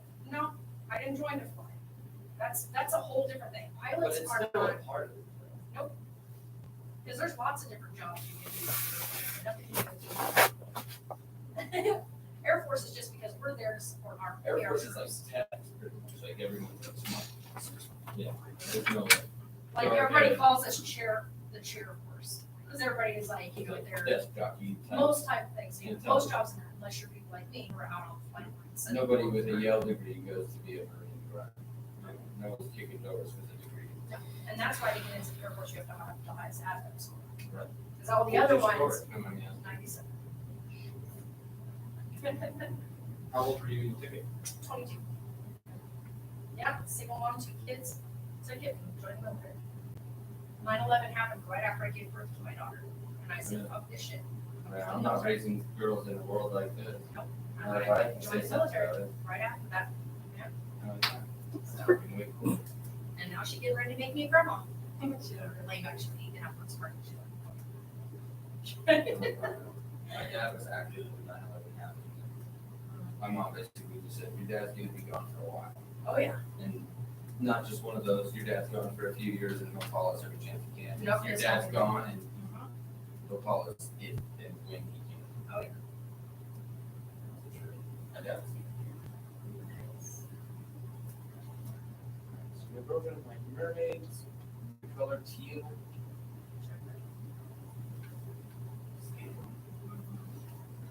And when you like, if the light hits it, Right, and when it gets resonated, it'll probably change color too a little bit. and mine.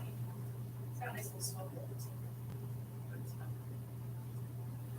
And it definitely looks like it's got some kind of fish scales. Right, that's what I said. Yeah. She loved mermaids so bad she has like a big chunk of her skin on her mid, from like half her side to half her thigh. It's just scales. These guys.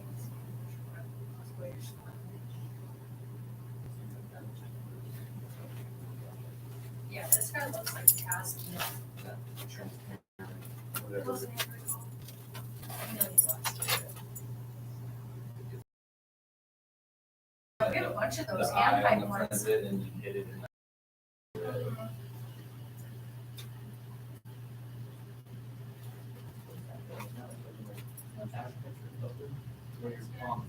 This thing? Yeah. It's a, I have no freaking idea.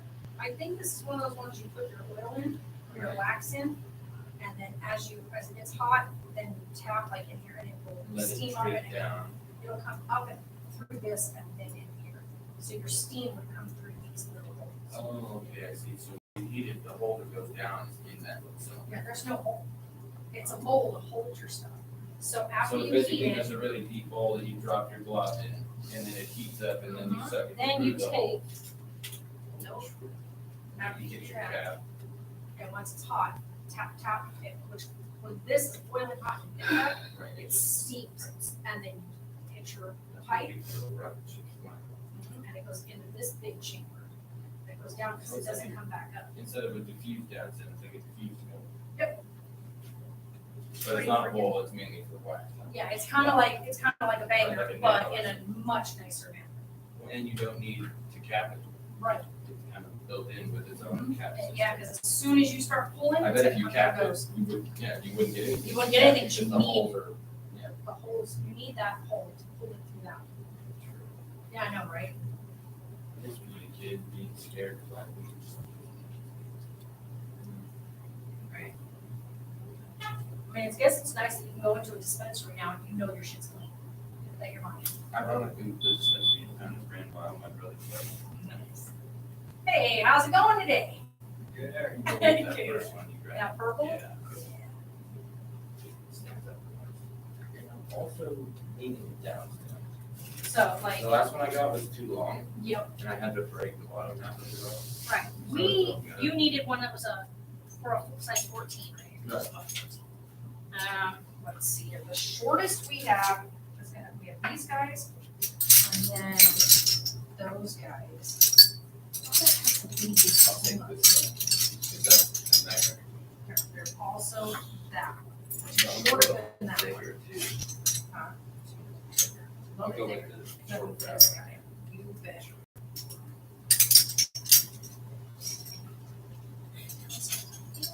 You guys have stickers too, right? We have loads of stickers. We got all those in that bin that are $1 each. Then we've got these guys in these baskets. These guys are $5 each. They're vinyl stickers with UV protected. And then we have all of our $3 ones on the wall. And they each have a sticker on that tells you the number that they are. And Right. if you let me know which corresponding number you want, I can pull it from our thing. I'll be back, guys, in a minute.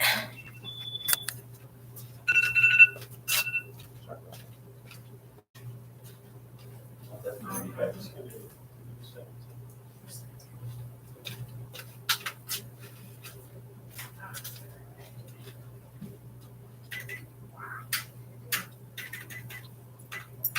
$13.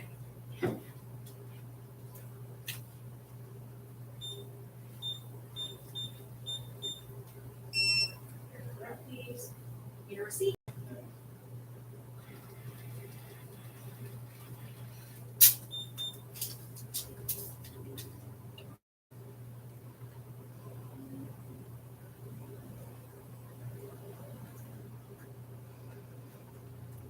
There you go. There you go.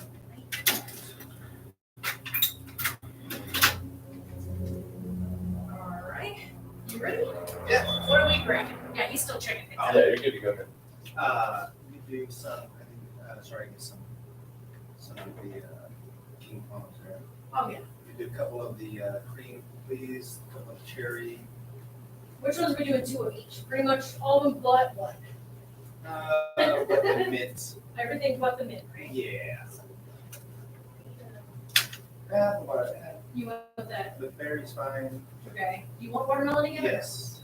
We haven't, Oh, nope, we're out of Oh, I got watermelon, that. so. banana definitely. Pear perfect or perfect pear? Yes. Okay, and then you do like this one? Yeah, the passion, yeah. Yeah, and not mint. Not mint, You yeah, got that's- it. All right. Okay, and 4%. All right, you need a extra ones of any other ones or no? Thanks.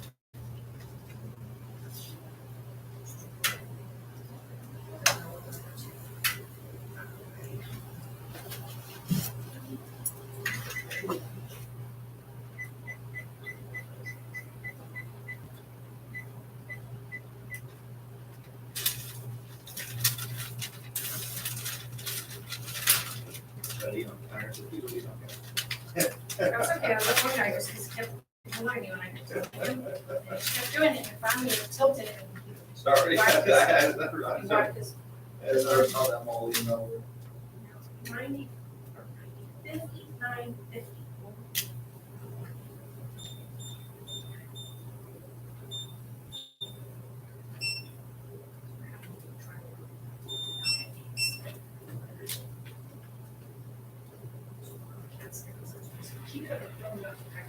You need a receipt. No.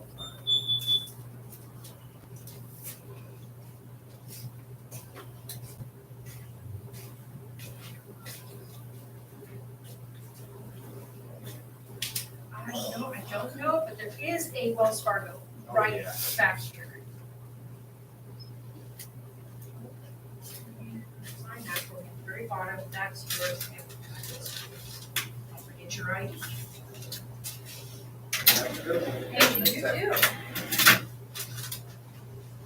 Alright. You ready to go? Yeah. See if I have-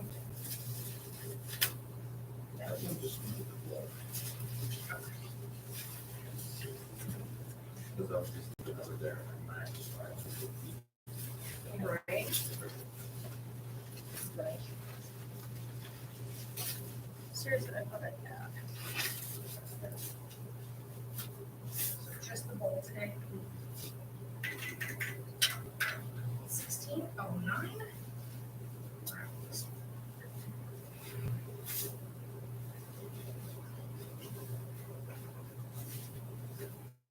Just so outside sat down with his pocket.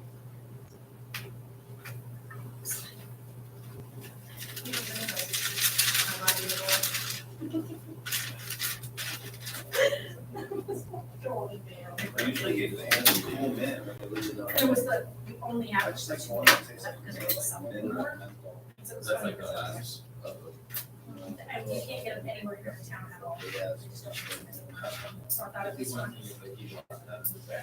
And then it broke. You know, like that drop, peach ice. You know, he probably just. Yeah, that's the book he gave me. And when a he came cobbler. Just if you want some eyes, get these, you're not gonna leave, you still need it. in. Yeah, he walks on it. Thank You're good. Hey guys, what are we grabbing? Looking for something with like a mint flavor. Okay, so we have Cool Mint right here in the Air Bar Max or Air Bar, yeah, Air Bar Max. We also have, oh no, we don't. I'm glad she sold it. Yeah. We used to have the Breeze and the Flume, but that literally is like Vicks Vapor Rub. You want that one or what? Oh, I'm good. Yeah, I'm good. Yeah.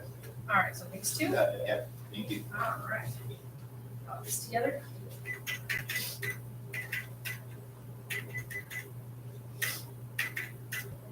All right, 4026. I'll get your ID with your card. Thank you.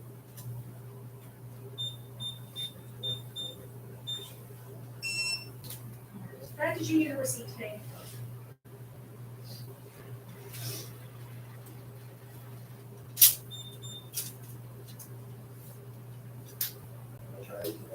Yes, just blow that direction.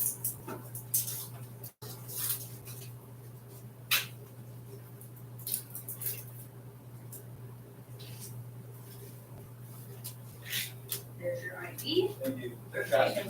I have it right over here. You go right through this little corner, it's right back there.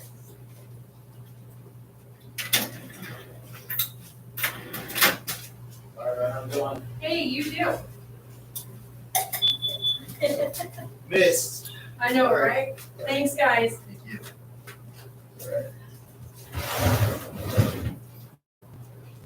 That was right there. An action rose right here. Okay. Oh, nose itches.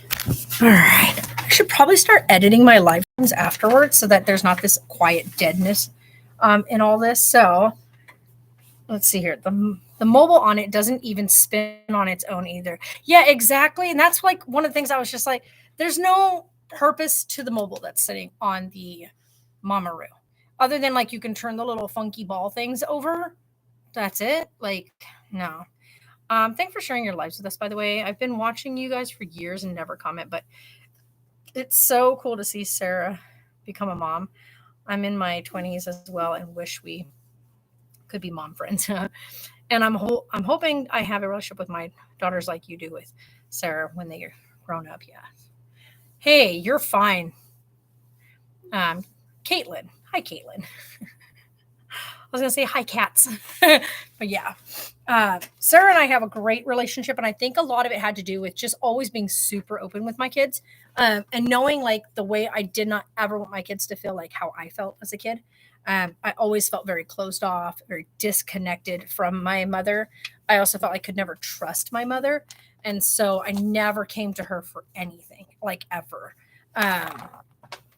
So I wanted my kids, and I wanted my kids to know, both my kids. Like Taylor comes to me about everything, like everything. That boy, if he's got an issue or something comes up or something super exciting happens, it could be something just, even he catches a small sniffle, he calls me to tell me how he's feeling, like ask my advice. Like my kids know I'm always there. Taylor and Sarah do not get along, but that was something that is between the two of them, has nothing to do with like parenting, whatnot. They're just, those two just butt heads. They are just two very separate peas of a completely different pod. Taylor's like complete, absolute, daylight, like in your face. Sarah's your night side. She's your quiet one. She's your one that's more mellow. Yeah, she's super funny and can be, oh my God. We will be cackling at some of the, seriously, if you guys ever watch Sarah and I in the car, Sarah and I really should just set up a camera that's constantly rolling whenever the car starts, because the conversations she and I have are like stupid funny.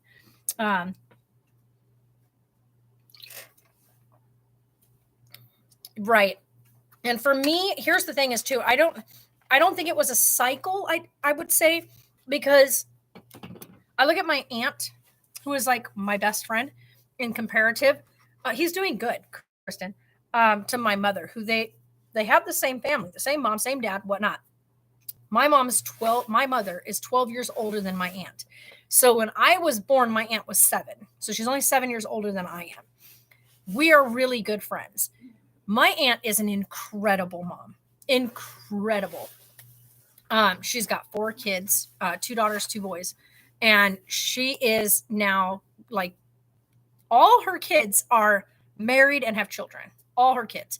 And to see all of them as amazing, productive humans of society, these amazing people, amazing dads, amazing moms, they are all such amazing people. And I took a lot of like, because I didn't really have much of a relationship with her until after I was an adult. And I was pregnant with Taylor when her and I kind of reconnected again. And so for me, I learned a lot of like, I guess you'd say I cried a lot during that, because I just saw like how amazing she was with her kids. And I just wished that my mom was that way with us. Like, I just was always like, I just wish my mom would open her eyes and be like that. Like, why is she so different? Why is she such a horrible human? Like, she's extremely selfish and super horrible. And like, if it wasn't going to benefit her, none of us mattered. It's bad. And so I'm like, I wanted my kids to never feel that way. And I remember talking to my aunt, and I always said, I don't care what this baby is, whether this baby's a boy, whether this baby's a girl, this baby's going to always know how much this baby is loved. And that I will always, I don't care what they do or how aggravated I am with them, they will know that they will always have my support and love with them. And know that I'm going to, I work tomorrow. I work through Sunday every week. I work Thursday through Sunday. So yeah, you're right. Those kind of cycles, when it's something that's repeatedly done to a family over and over again, and then that there's grandmothers supporting the mother's behavior, if it's a mother behaving that way, and in the child's life, so the child doesn't have a grandma to go to. Like if they came to grandma and said, Grandma, Mommy's being, this is what, and grandma supports what mom's doing, then it does perpetuate the violence and the bad cycle. But when you have like what I had, which was I was in and out of foster care, so I had other families around me, other people with other children around me to show me like there is care in the world. There is people that are gentle. There are people that are going to love you. But I always felt like I was on the outside. And this gnat made it in here, you guys, and I am waiting for it to land so I can kill it. There's no reason we need any kind of gnat in the shop. So for me, I did get to be exposed to other people in the way that people genuinely care. I would say a lot of that love and care and affection came from the Russo family when I was in foster care. And to have Mr. and Mrs. Russo be such amazing people. The Purdue's were okay. They weren't like the most absolutely loving people in the world, but they were supportive. So they were never cruel or mean, but they weren't like affectionate, I guess would be the word. But the Russos were absolutely amazing people. I remember when I wanted my room painted up as a safari, and Amy was getting ready to move in there because they were getting ready to move Amy over to the same foster home that I was in. And I remember that they had asked like what my sister's favorite thing was. And the last time I had seen my sister was like a couple of years before that. And so the only thing I remember is that she loved the Care Bears. They did her entire room Care Bears. Her whole, my sister was 2 years older than me. And oh my gosh, this thing, get out of here. My room was done up with all safari. And I'm talking like African safari, not childhood safari. So my room had like this low, like the whole lower part of the wall was done with like this wild grass, wild wheat type theme. There was painted cheetahs in the painting, but they knew I was a huge lover of animals, but they'd had me at that point for a year or more. So they knew how much I adored wildlife. Cheetahs were my absolute favorite cat in the whole world. And I loved horses. So they knew that. What's the weather there? Hot. It's 97 degrees outside. It's going to be 97 today, 98 tomorrow, then 97 again the next day. So Sunday will be 97.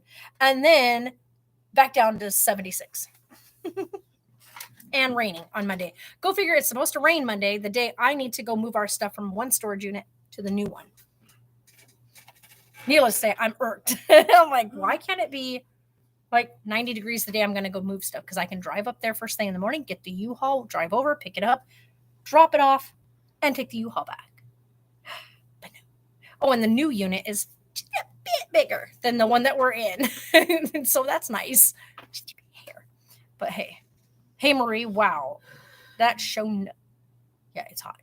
It's hot. It's 97 degrees outside. Oh my gosh, you guys, my nose is like hating me. Oh my goodness, you're going to bring me to tears, Marie. It takes a special kind of person to be so aware of how certain things weren't right as a child. Yeah. And you know what? I don't know. Oh my God. You guys, I'm so sorry. My nose is going ballistic on me right now. I don't know like what it was about that I think made me different. My sister took a whole different route versus where my life went. And so the damage can be done. And you see it perpetuated repeatedly. Now, my sister never abused her children, ever. But she never did get to keep them because the choices she was making in her lifestyle. But my baby sister, she's the only one that was raised by my mother, who also, I guess you'd say she's not the greatest mom in the world, but she's also not terrible. So yeah, I mean, there's a lot of mistakes she made, but she had kids very young. Like she was still a child herself. And then you've got my brother who waited until the butt crack of dawn to finally have kids. So my brother is a year younger than me, but he's now the daddy of a 2-year-old. His little boy has just turned 2. So he didn't have his first kid until he was 38 years old. So much love to him and my absolute adorable freaking nephew, Brendan. Oh, thank you. Thank you, Caitlin. Sorry if I'm like picking my nose on camera, but like, dude, my nose itches so bad right now. And this is the bad part about like living out here when the winds have been super, super bad. And then all of a sudden it's a dead day, which I call this a dead day. There's not even a stitch of a breeze, like nothing. So all that stuff that's been blowing around in the wind, all of a sudden the wind stops. So everything's just like, so it's all in the air. It's all like just stagnantly sitting there, just floating in. What? Yeah, because I need to get wire cutters. Because I need to cut that cage piece so we can bring the cats. If you guys are wondering, the cats cannot stay in the RV again. Today is way too hot. We left the air running, but that's super dangerous when you're not there. Because if something should happen and the air conditioner freeze up or whatnot, it can cause a fire if somebody's not there to snap it off, to shut it off. So today it is running and we're not there. But I needed to get the piece to set the piece up in here. Yes, my cousins in Vegas said it was 90. Yeah, see, Vegas is breezy today. It ain't even. There ain't a stitch of wind outside right now. Nothing. It's like dead. There, not a leaf is moving. So when it does that, after it's been blowing 20 plus miles per hour, as soon as the winds stop, all that junk that's been kicked up, it's almost like you took snow, and you throw it, and you got a fan on, it just goes whoosh. Well, if you turn the fan off as you throw it, right, and you get the little, it's just gonna. So all that junk that's been in the air is now just kind of settling down out of the skies. And whoa, dude. Do you see how fast he backed in? Holy cow.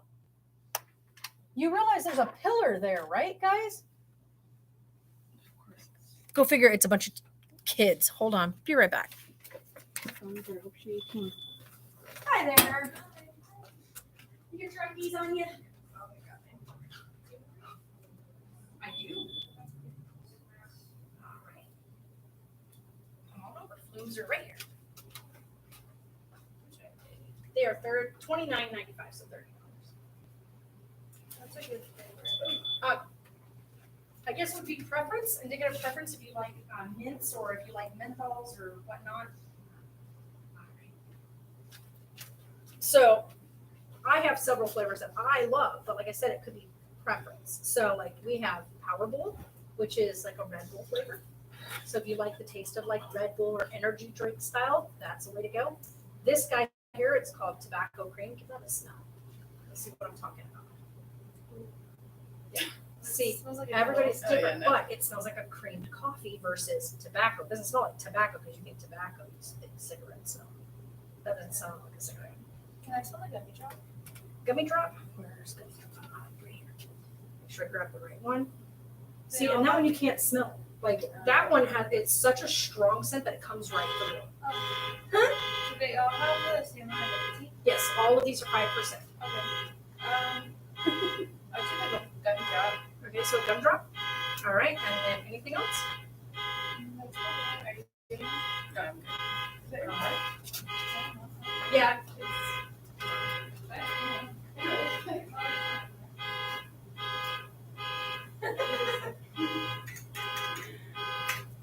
All right, 32.23. I'll make sure I do it again.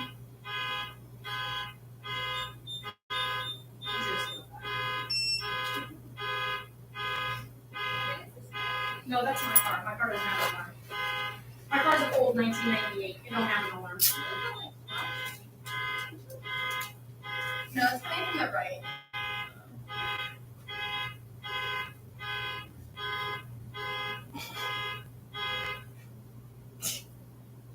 They're probably in the back washing their dog or something. Thank you guys. Have a great night.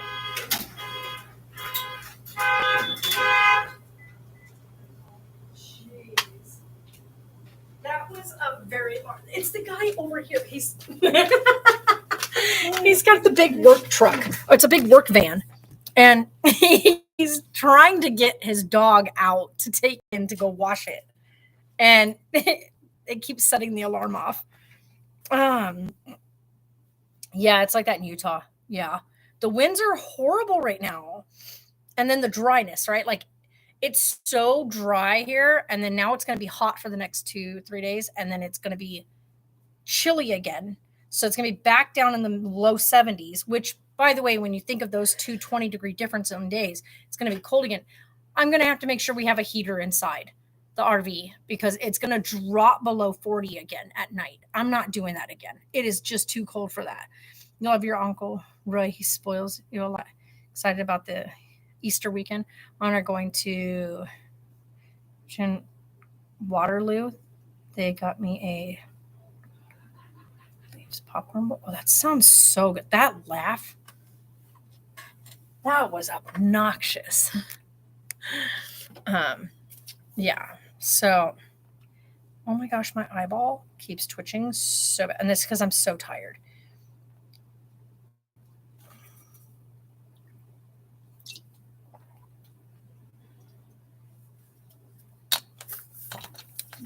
Done.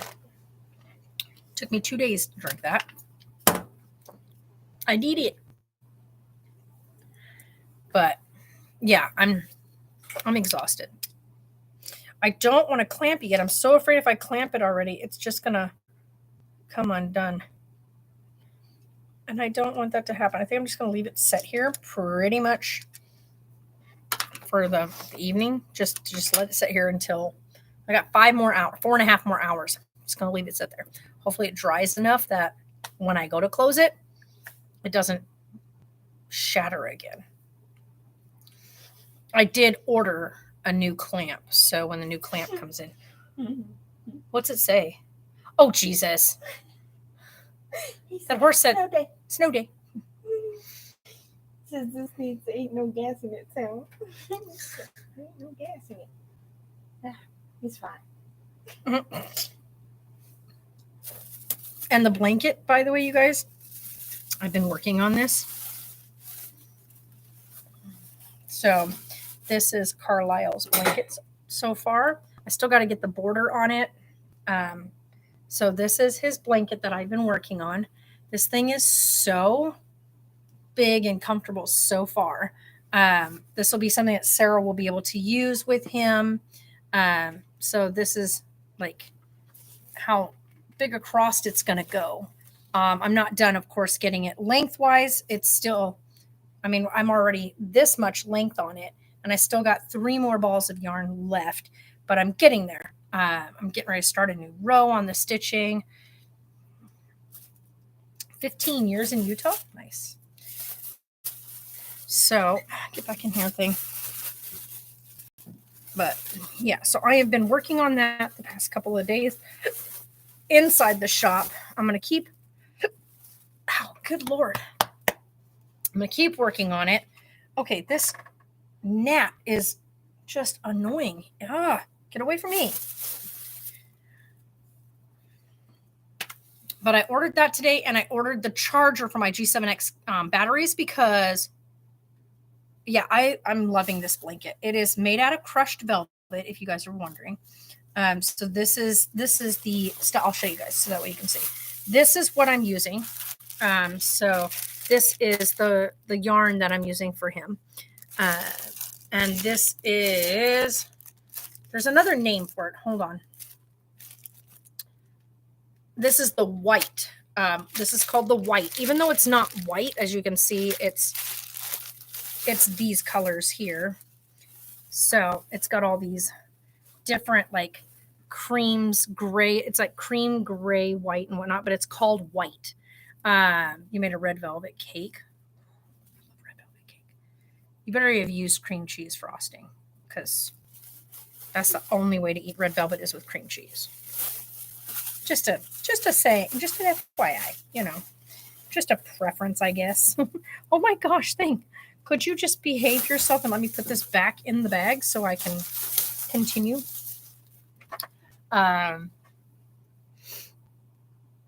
Nice. Love it so much. He'll cherish it forever. Yeah, and that's what I'm hoping is, because I'm making it huge. I've got 5 rolls of this stuff. So it's going to be, he's definitely going to be taller than me, but this will be enough of a blanket to fit me when it's done. And so I figured that's enough to get him through elementary school. And then, of course, at that point, he's going to want to, I'm hoping anyway, this will be something that he'll cherish and he'll have for forever and want to pass down to when he has little humans in his life, if he ever chooses that. Yeah, and this stuff is I found a roll of this by pure accident. We were at the store and I was trying to figure out which baby yarn I wanted to use for a baby blanket. I'm sorry, baby yarn isn't even this soft. This stuff is so soft, but it is heavy. So as you're stitching it, it has got weight. This is like a weighted blanket feel. But I wanted something that was going to be durable. It's going to last him, and it's going to feel absolutely like a treasure when it's done. Baby yarn isn't even near as soft as this stuff. And so I love this. And I said, I'm buying this. I'm going to buy a bunch more. I'm going to make Sarah a big blanket out of this stuff. I may even make one for Taylor, but I don't think Taylor would use it. Taylor's not one for stuff like this. So I don't know if he would. I might make him something like a bottom of his bed throw piece to put down, but I don't think he would use something else to cover up with. Taylor's not big about blankets, being tucked and stuff. He doesn't like that. But yeah. Oh, hold on, be right back. Hi there. Hi. How are you? Yeah, I know. We get that. We told people tell us that all the time because they walk up and expect it to be like this small little. Yeah, but every smoke shop is like a tiny one. Ah, Do you guys have cigars here? we have an entire humidor. Oh, But I over got a here? CID first. Oh, yeah, of course. And then that whole back room, just shut the door when you go in. Just go in. Mm-hmm. Do you I'm just here because Yeah. I'm here to get a specially type of cigar. Special type. All right. Yeah. It's for I work at the Nautical, and this old couple started drinking. And they're like, can you go buy cigars? I'm like, sure. Oh, of course. It's called the Durham's. DeJarmes. They're like DeJarmes? DeJarmes specials. Those are actually. Oh, okay. That's all I need. A pack of DeJarmes specials. Yes, please.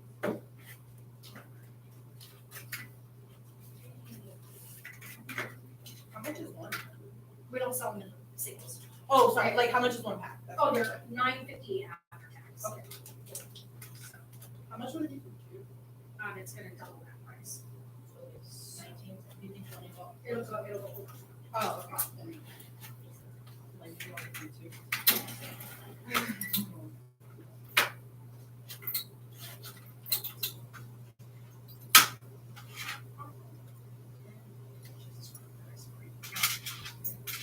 I'm so tired.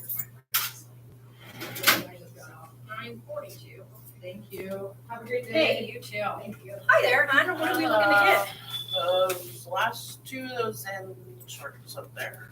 They're obviously. I see.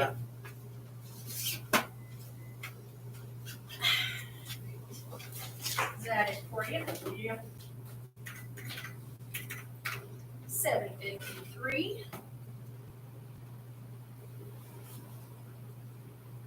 Oh, let me try to eat with it.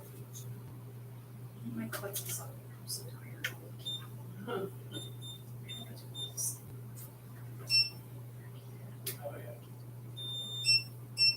It's like catching up with you. I'm definitely my eyes. Would you? What's that? I can't say. Do you need a receipt? No.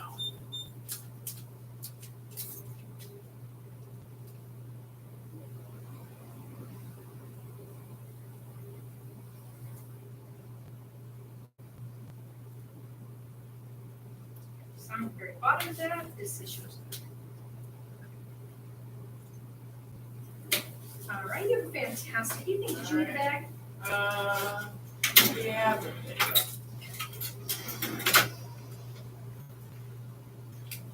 Oh my goodness, wow.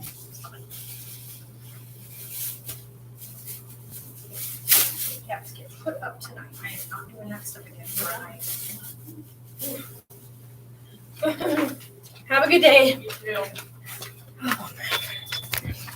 Yeah, tonight the cats get put up. Like, what size hook did you use? It looks so good. I am using. Hold on. Woo! Careful. I am using a H8. It's going to be equal to. Hold on. It's equal to the 5 mm. So I'm using a 5 mil. Hold on. I'm going to pull my loop first, and that way I can show you. So there you go. That's the one I'm using. So it's tiny. It's a small little hook because I wanted a really close knit. And the reason why I chose such a close knit, if anybody's wondering, because I get people all the time that ask that, it's because with baby blankets, I have found, because I made the mistake when I made Sarah's and Taylor's, that if you don't do them nice and tight and compact, babies get their little fingers and toes caught between the blanket. And that was what I did not want to happen with this. And I just did a simple stitch. I'm just doing a simple stitch back and forth. I'm not doing any pattern design, no, none of that. So I'm doing I'll show you guys. I'll do a quick stitch so you guys can see what I'm doing. So I'm just, oh, Jesus, I got it tangled up wrong. Oh my God. Was it on this side? You guys are Yeah. ridiculous. That baby's having the time of her life. So Honestly. I'm only doing, because I've got the single stitch here, which is my loop. I'm going into my hook, or into my last stitch, going in one loop in, and then wrapping again, pulling through both. I don't know names of these type of things. I had learned how to do this through my stepdad's mother. Made that mistake for your first baby. Yeah, I definitely never doing that again.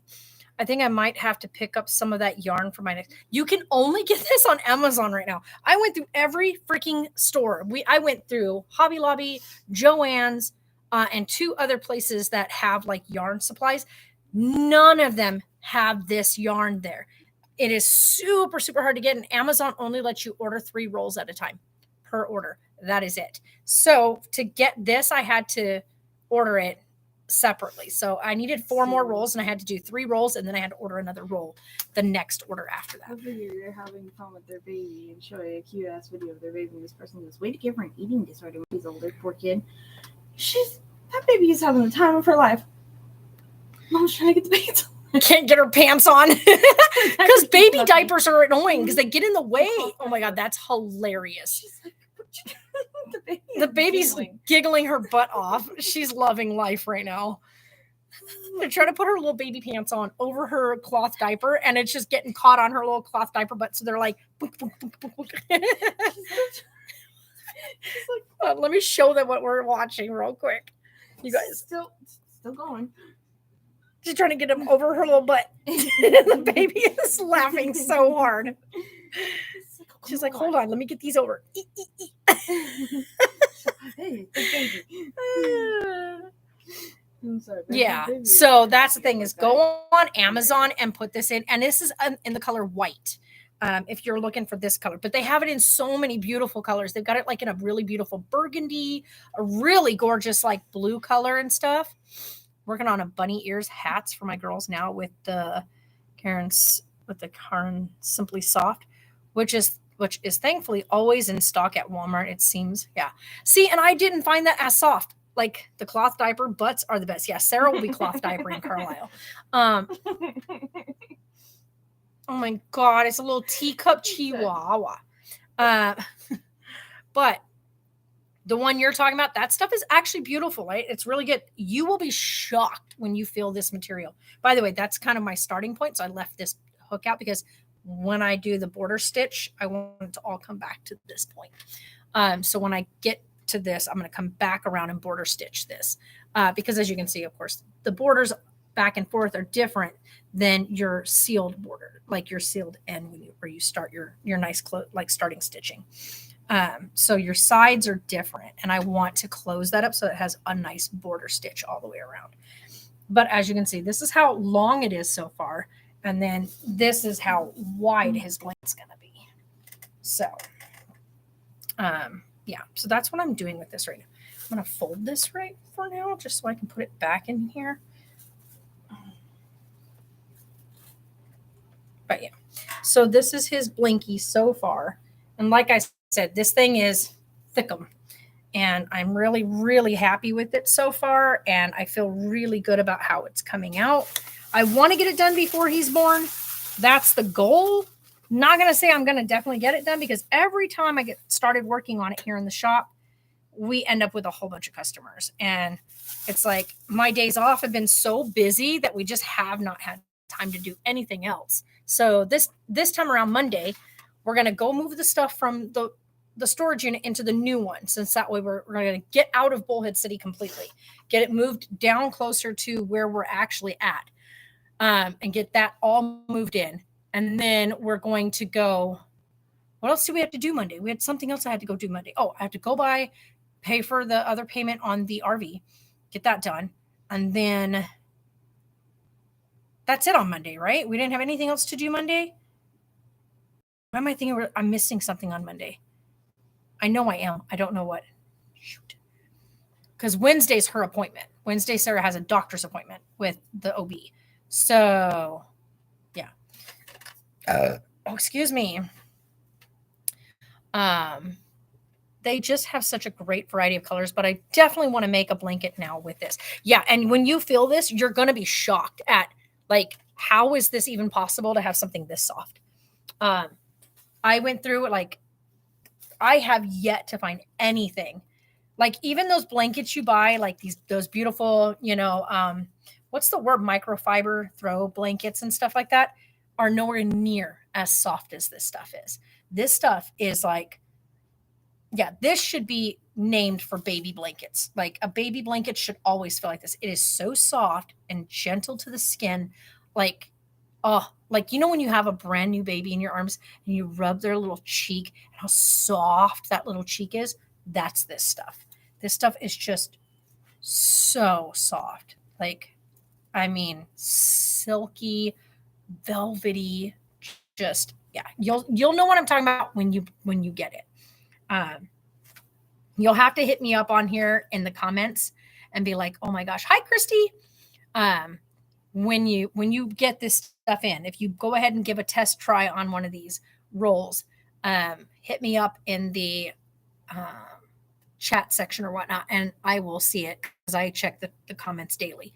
And I'll be able to see it because you'll see, like, it's amazing. Yeah. So just make sure you get the right one. And like I said, so take a look at this, take a screenshot of it, whichever. I'll put it up like this. And like I said, this one is in the white, right? So this is, if you want to know, here's the order number of it. This might not be in the right direction for you guys. Oh, my nail is dirty. How did I get stuff in that nail? So there you go. So pretend that that's in reverse. So it's a 16007 white or blanco or blanc. So 161016 is the other number for it. And then of course they give you all the different things. The way that they're sitting. This one actually has a pattern on the inside, which is the pattern here. And I'm almost certain that's the same pattern that I'm using right now. Yeah. So it has the blanket pattern. And inside of it, it has how to do the stitching. I never follow those instructions because I don't know what the numbers and the weird names that they have for like certain hooks, yada, yada, yada for these things. So yeah, it's kind of weird, but yeah, it's the Burnett crushed velvet in white. Which is funny because like I remember when I was looking for it, I was like, it's like a cream color. It's like a cream with gray it's white. It's just different shades of white, which I thought was funny because it definitely looks like a tannish, grayish color. But yeah, you know. And what I want to do is get different colors for blankets for Sarah and I, and then for Taylor. But I don't think Taylor will do a blanket, so I got to figure out something better that would work for him. Maybe even something for like a pillow, like maybe a pillowcase type thing for him, which I think would be, oh my God, I could just imagine sleeping with my head on something that soft. Holy moly. I think I'm going to do that. I think I'm going to make little pillows that we can have on our beds with this stuff because like, oh. How did my hand get so dirty, or my nails get so dirty? Hey, Chris. Oh my gosh, my nose is itchy. Your look on your face is like disgusted. I hate when people do that whole flipping their baby. I hate that freaking trend. One, it's so dangerous with the little ones under 5. None of that stuff is sealed yet. None of that stuff is attached. So any little person under the age is kind of just loosely hanging out in there.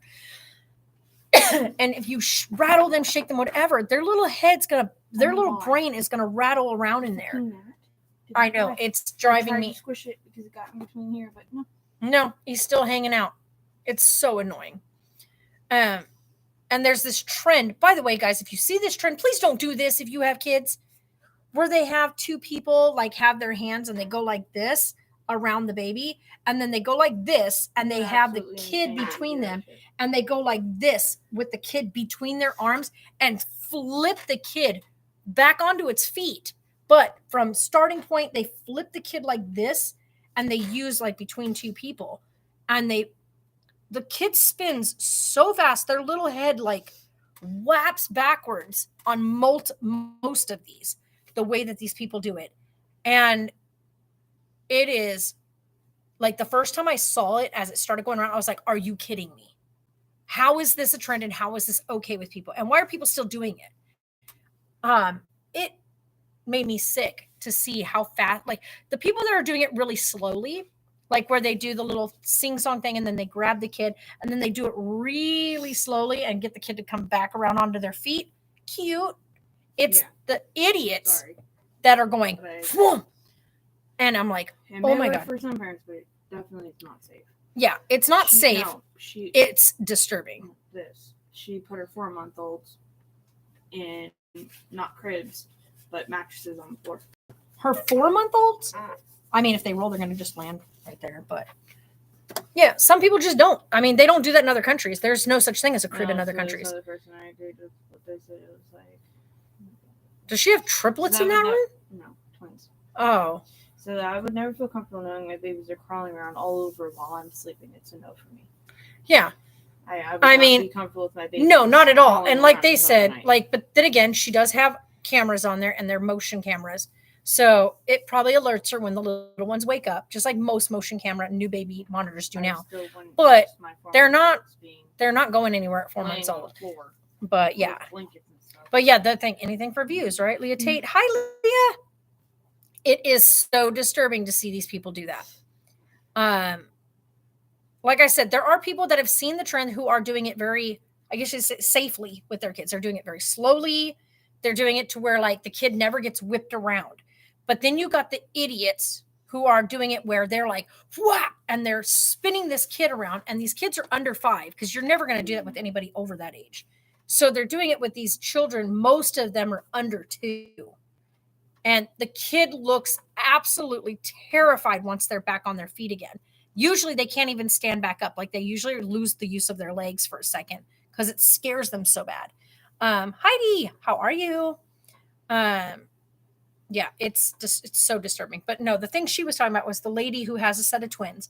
And instead of buying cribs for her twins, what she did is just put the little baby crib mattresses on the floor, and the babies are on the mattress. They're just by them, like on the floor level. They're not up like in a bed. So they're on the little mattress. But then again, that's exactly how people do bed situations in other countries. There is no thing as a crib. The babies usually either sleep right next to the parent, and most of them sleep on the floor in a lot of those places. So there's nothing wrong with that as long as baby is kept in a place, like as long as baby's safe. So they have their baby sleeping on the mattress on the floor. Oh my gosh, I'm so sorry. Howdy to y'all on here. Hey, Joseph again. With forceps, and the doctor. My nephew was wrapped like a burrito when he was younger. Yep. Instead of making sure that damn doctor who was in freaking medical school for years was making sure that he was careful while delivering this lady's baby, he ended up cutting the baby's fucking face with the damn forceps. The forceps? While delivering the baby. Forceps are rounded though. How do you cut the baby's face with forceps? Obviously wasn't being careful. But is that what it says? It says forceps? She had already said in her last video that he got cut with forceps. And you know what? I look at it this way though. Her baby's here and her baby's safe. And that's all that matters. That doctor may have known what he's doing, yes. And the baby may have gotten cut, but that's the problem with forceps is you've got to get them. Your head, so. Good God. Yeah, no wonder. Baby was stuck. He had no choice. There was no going backwards. Baby needed to come out. Forceps were put in place. Baby's face was probably also facing the wrong way, so doctor had no choice but to kind of clamp him around baby's cheek. And his Deccan Edwards. Poor thing. You have to move. Yeah, I saw that. Floor beds can be amazing. Yeah, exactly. Hi there. How are you tonight? I'm exhausted. Me too. I haven't slept in over 24 hours. No. What am I at now? Oh, good Lord. I'm at like 40 hours now. I'm so done. A little bit. Apple. Bed. Yeah, I'm done. My cats look, they're going in a cage. They squawk all night long. I was like, shut up. My cat jumped up onto and I'm up in the big overhead cab thing because I'm a big class C. Yeah. And he wanted more food after he ate 3 days worth of food and wouldn't go in a 10-hour lunch. So instead he jumped up into that cab area or attempted to, but he didn't quite make it. So my thigh became his aim point in the middle of it. I have a bulldog that's smarter than an 8-year-old. See, that would not. because for some reason, I don't know why, but that's okay. Oh no, his is, and he likes to sleep on the pillow behind my head. See, the rattling of that would have made me. But this cat, he just would not shut. He was yowling like he was dying because his bowl was empty. My cat, he was a talker too. You want a Usually cat? like 1, 2 o'clock. in the About you want a cat? I'm in an RV. We can't I have to find a home anyway soon because it's getting too hot for them to stay in there during the day. So it sucks. But God, I've raised him since he was newborn. The day he was delivered. I know, right? She just lost her kitty cat. Her kitty cat just passed away. Yeah, I mean, we're gonna have to figure something out with these guys. Chicken strips. I sit down. I want chicken strips. I know. I heard you say you have to move. That sucks. You and your child are good. Can't wait to. Well, you guys won't see little man, but you guys might see his feet. We might show his little feet off camera. Be like, hello. You guys won't get to ever see, not say ever, but you won't be seeing his face anytime soon. So I might do a live stream in the hospital after I give birth to him, but that'll be yeah, but he'll also be how his face will be off camera, right? And like Sarah and I, we talked about this because I want her to be absolutely when she's ready to announce it. So we are not going to announce the day he's born. So we will not, unless Sarah's at the hospital and says, hey mom, let's do a live stream. She will be the one that makes those calls. It is her baby. Yes, she's my baby and that's my grandbaby, but this is her baby. So anything that happens with Carlisle is all on her to decide. Absolutely on her decision.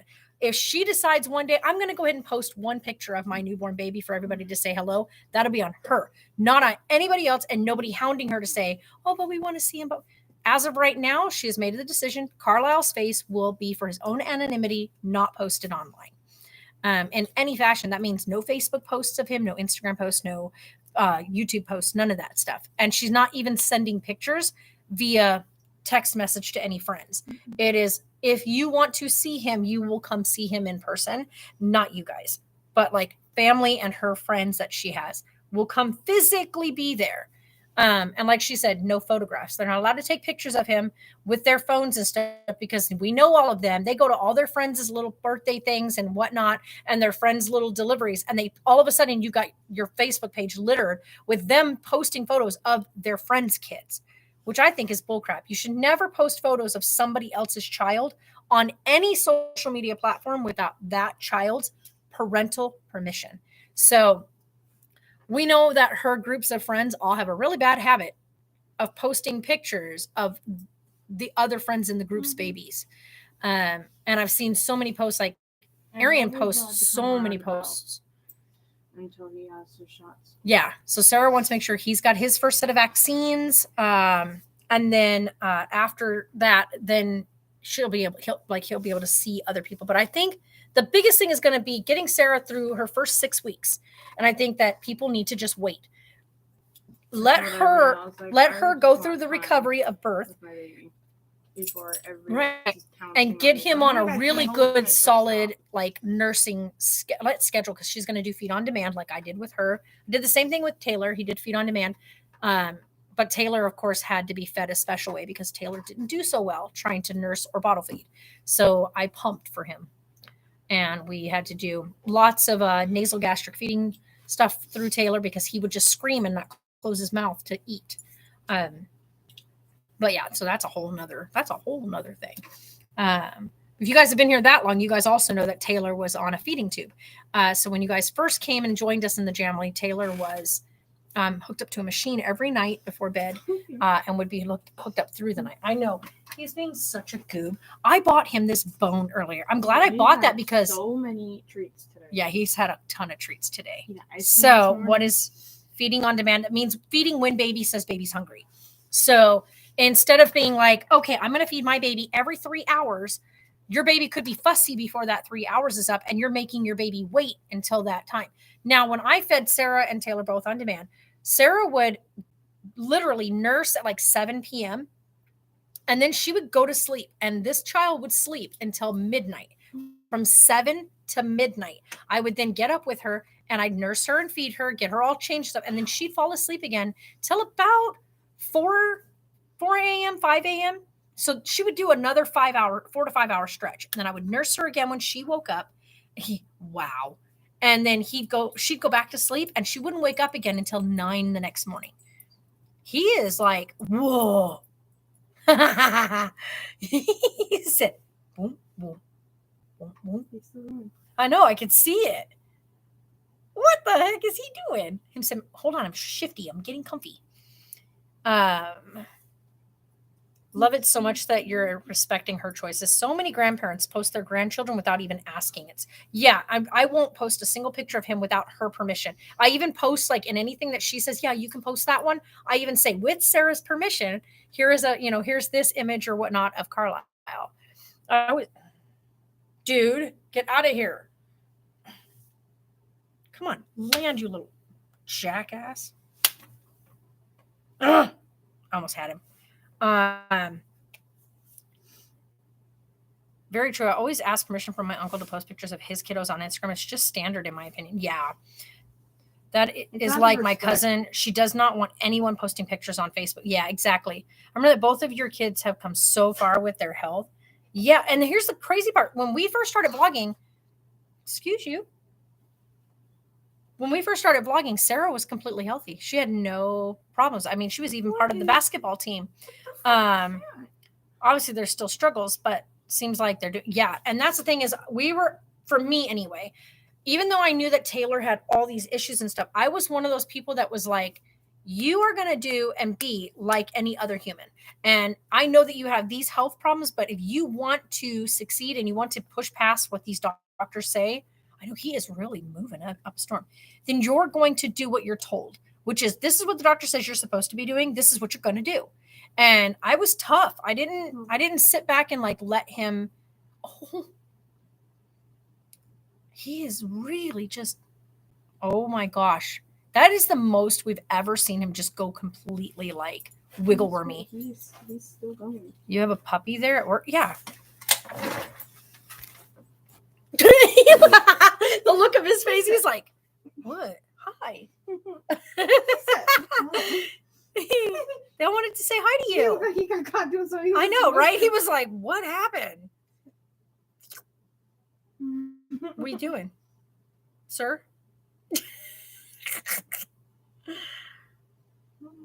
Nice, Joseph. He just looked at me like, okay, Mom, that's enough.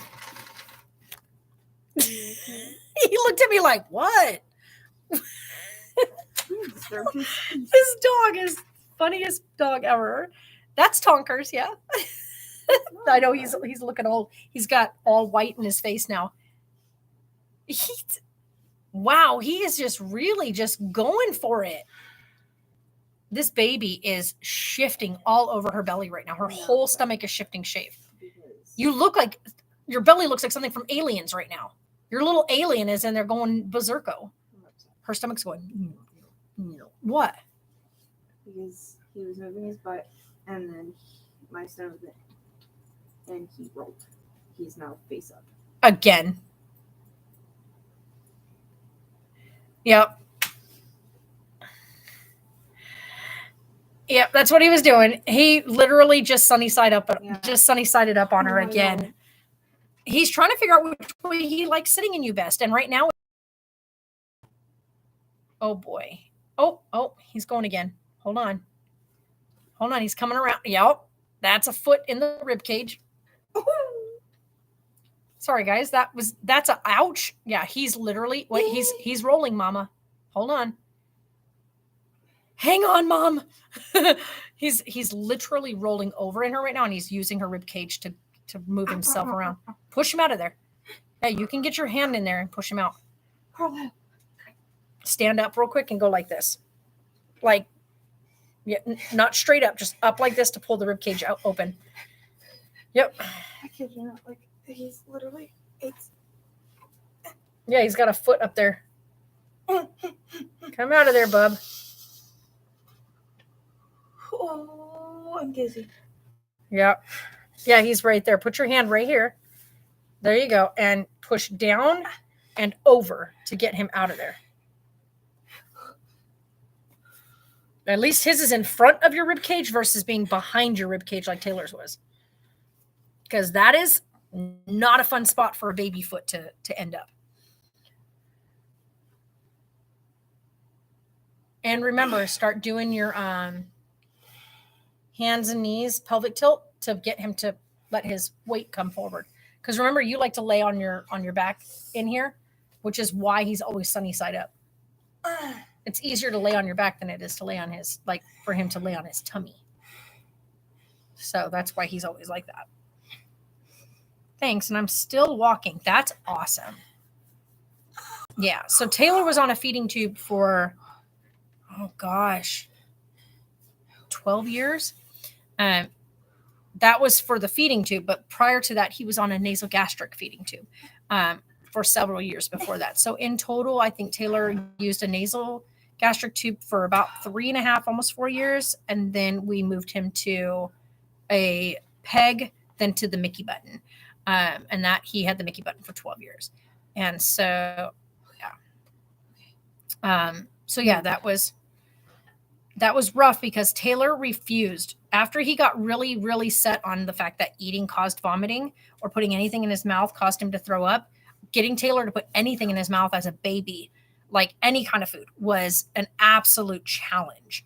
And only certain things you could get Taylor to eat because the texture of it didn't bother him. But that was very few things, far and in between. And so it was a huge struggle feeding. I'm watching Sarah's belly at the same time. So doing that with him was a serious challenge, you guys. But yeah, oh my God, that freaking thing. You hurt Mama Bug. It happens.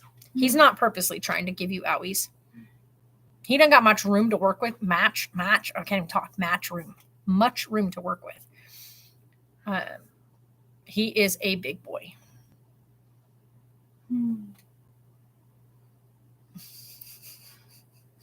Right?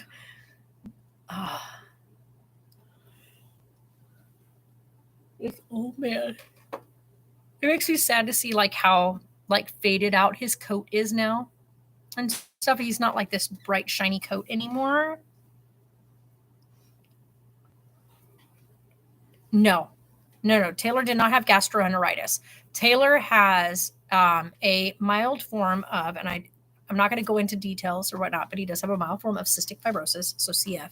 It has affected his digestive system, so he does not absorb things. So, and with that, it causes what they call a malabsorption disorder. So Taylor does not absorb his digestive system does not absorb caloric intake and like nutrition from what he eats. So Taylor, even now, even with him off of the feeding tube, Taylor needs to consume between 8,000 and 7 and 8,000 calories a day to allow his body to consume or absorb up to 1,500 calories a day. The goal is for him to get 8,000 in each day so that he can absorb at least 2,000 calories. And that is just to sustain his weight. That's not to gain weight. So when he was in the military, he was on a profile that required him to have double rations, which meant Taylor was required by the military to consume double the amount of rations anybody else consumed. So he was feeding like he was feeding 2 soldiers versus 1 soldier. And so his caloric intake in the military was just over 10,000 calories a day.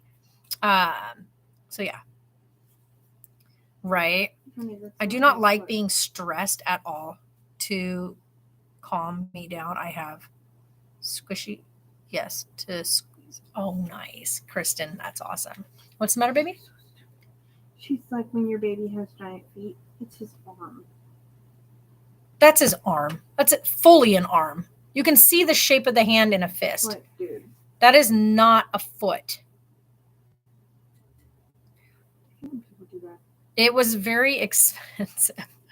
But now because Taylor is now a military veteran, as he's been now out of the service, and he has finally finished all his paperwork, all that kind of stuff, and he has his VA disability, it is covered under his VA disability. So his there's a portion of his nutritional supplies because he does have to, because there's no way you can consume.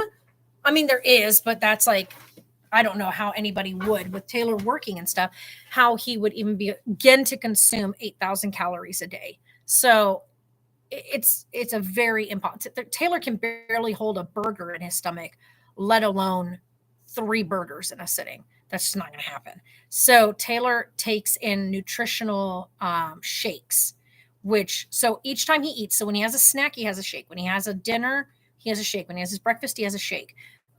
So he can eat like his breakfast, and instead of having like orange juice with his breakfast, he has a shake with his breakfast. See, this lady gets it. She's like how moms eat versus how dads eat, and the person out in the comments was reading it. Mm-hmm. But that all in Going on kids' to reach. panicking and shit. Mm-hmm. And then this lady, she was like, "Check this video is so not it. Sit the little one on a chair next to yours. You're struggling by choice, honey. Teach independence slowly. Like that, everyone can eat." Mm-hmm. Yeah, I never understood that. Okay, here, Sarah and I have been watching these videos of people, and we are literally losing our minds. Okay, so if I'm correct, oh my gosh, Caitlin, you said earlier that you do have children. So you have daughters from what I read. So wow, that was a good shift. So here's the thing. So you understand this because you're a mom. So we're watching these things, and I get up when my kids were little, and I know I've seen so many babies like this. I used to babysit and do childcare full time. You get them up in the morning, first thing in the morning, right? Your little ones get up. You feed a newborn. Okay, I'm talking about newborn. I'm not talking about like toddler stage. Newborn stage. You wake up and you nurse your newborn, right? You burp them, you put their diaper on, clean diaper. She said they gave us green tea ice cream with our meal. No, that's wasabi. She said eating sushi for the first time. No, I love wasabi too. But you nurse your baby and then you put your baby back down, right? Get them all swaddled back up, put them in their crib. You can go take a shower. There isn't any excuse. Oh, no. Oh, no. Oh, my God. His little chin hit the plate just right that it went flying. It was gone. Oh, my God. Oh, Sarah's going to cry.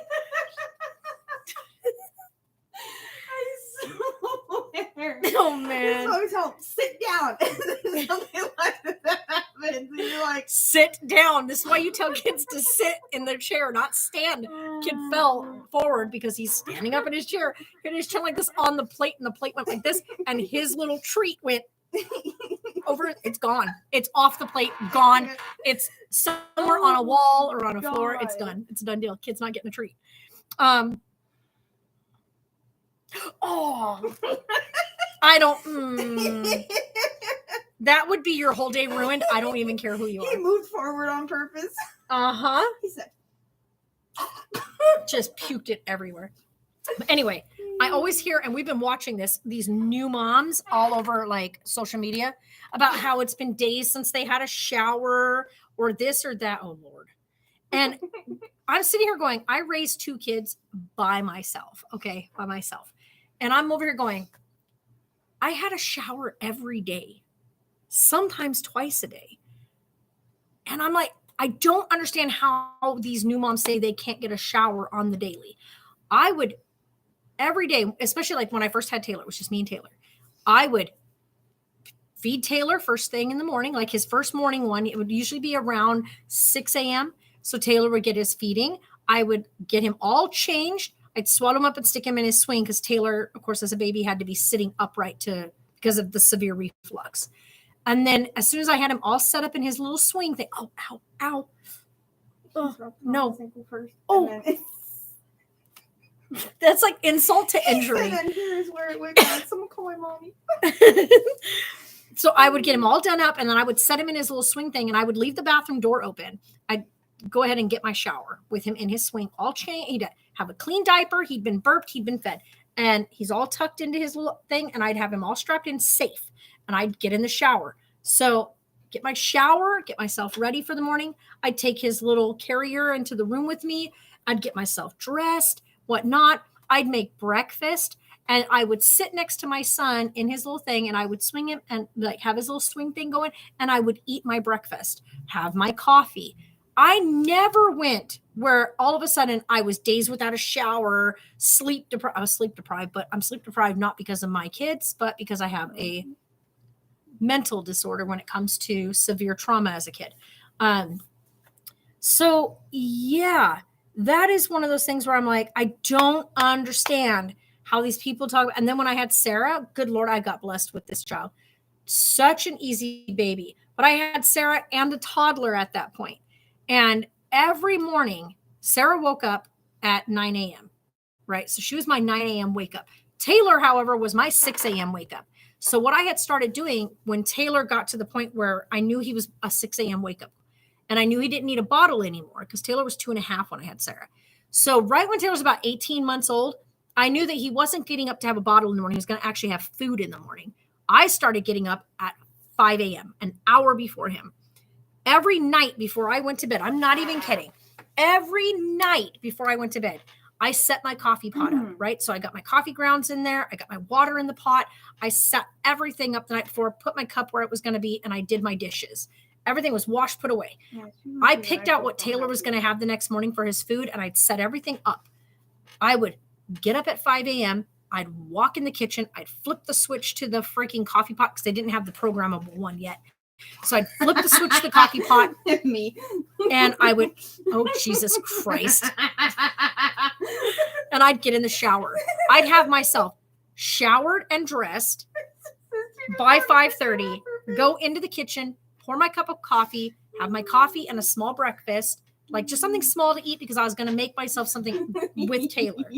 And then I would make Taylor his food so that when his little eyes woke up bright and ready at 6 a.m., I'd go in, go in there and, do the little good morning, baby, and get him all started for the morning, get him out of his wet diaper or whatnot, and get him all dried and cleaned up. And then we'd go in the kitchen and we'd sit down and we'd have a breakfast together. And so you just keep watching it because it just gets better and better the more you watch it. Oh my God, I could never get out of the house. Well, those breastfed babies especially are on their own schedule. But see, I never had that problem. I went everywhere with Sarah and I never had an issue nursing her. Anywhere I went, I would just, when she was ready to eat, I was like, all right, grab my little thing that I would put over me. I'd sit down with her, I'd nurse her, or I carried her in a sling. I love that sling and I wish they made them still, but they don't. But oh my God, that's a special kind of something. But anyway, so I would carry Sarah in a swing or a sling. And so I'd have her in the sling. And when she was ready to nurse, I would be out getting stuff done. And I would just open because I had really cool shirts that you would just lift up like this and exposures out, give the baby her boob. And she's in the sling. So nobody could see what she was doing. Oh yeah. Oh, Jesus Christ. Bye. Oh yeah, I always prioritize showering. They do sleep all the time in the beginning. My biggest issue was being nervous having baby out of my sight while they were sleeping. See, here's the thing. I never let them out of my sight when they were sleeping. I had a shower curtain that was clear. I had a clear shower curtain. That's how my brain worked. So I put the clear shower curtain. I could see right through the shower curtain to where my kids were. And so when Sarah came along and when she started getting woke up by Taylor in the morning, put her in her little bouncer seat and put it right there next to the shower. And Taylor would be in one of those little saucer things that you could set them in. And when he turned about 3.5, I never had to worry about that after that because then he would really just behave himself.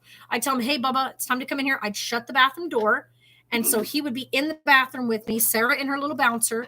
And Taylor would just, oh, Lord, he would just sit there and he'd play with his little toys. Or if Taylor was really kind of having a rough go that day, because I never had this problem with Sarah, but Taylor would have a rough go that day, I'd just bring him in the shower with me. And he would sit down in the shower and play with some of his toys because he loved the feel of the water. And that would be it. Like, I never went a day where I did not have a shower while I had babies. Do with PBD maybe. What is PBD?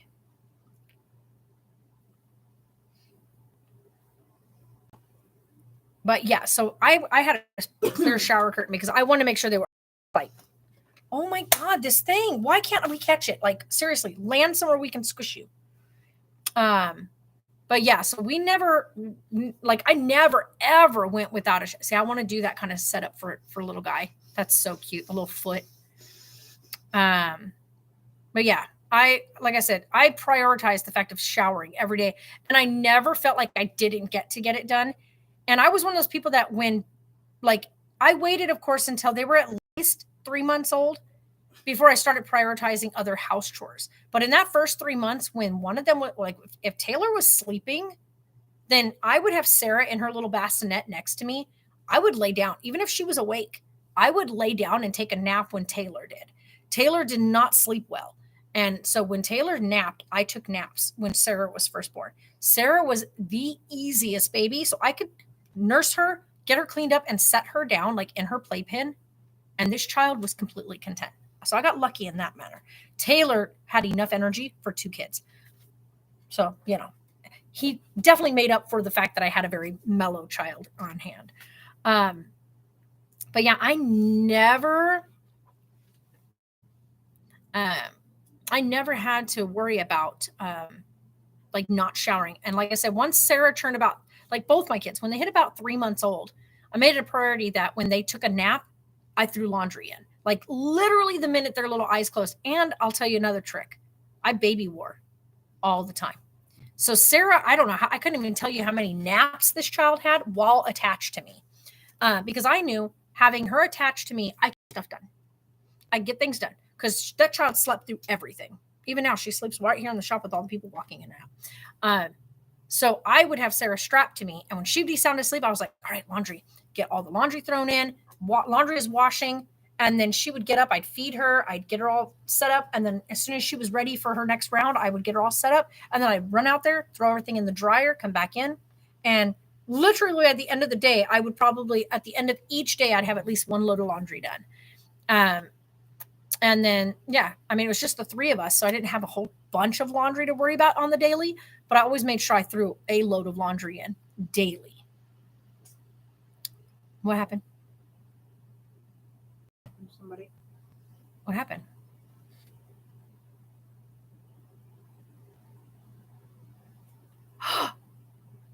The kid grabbed for the scissor. What the heck?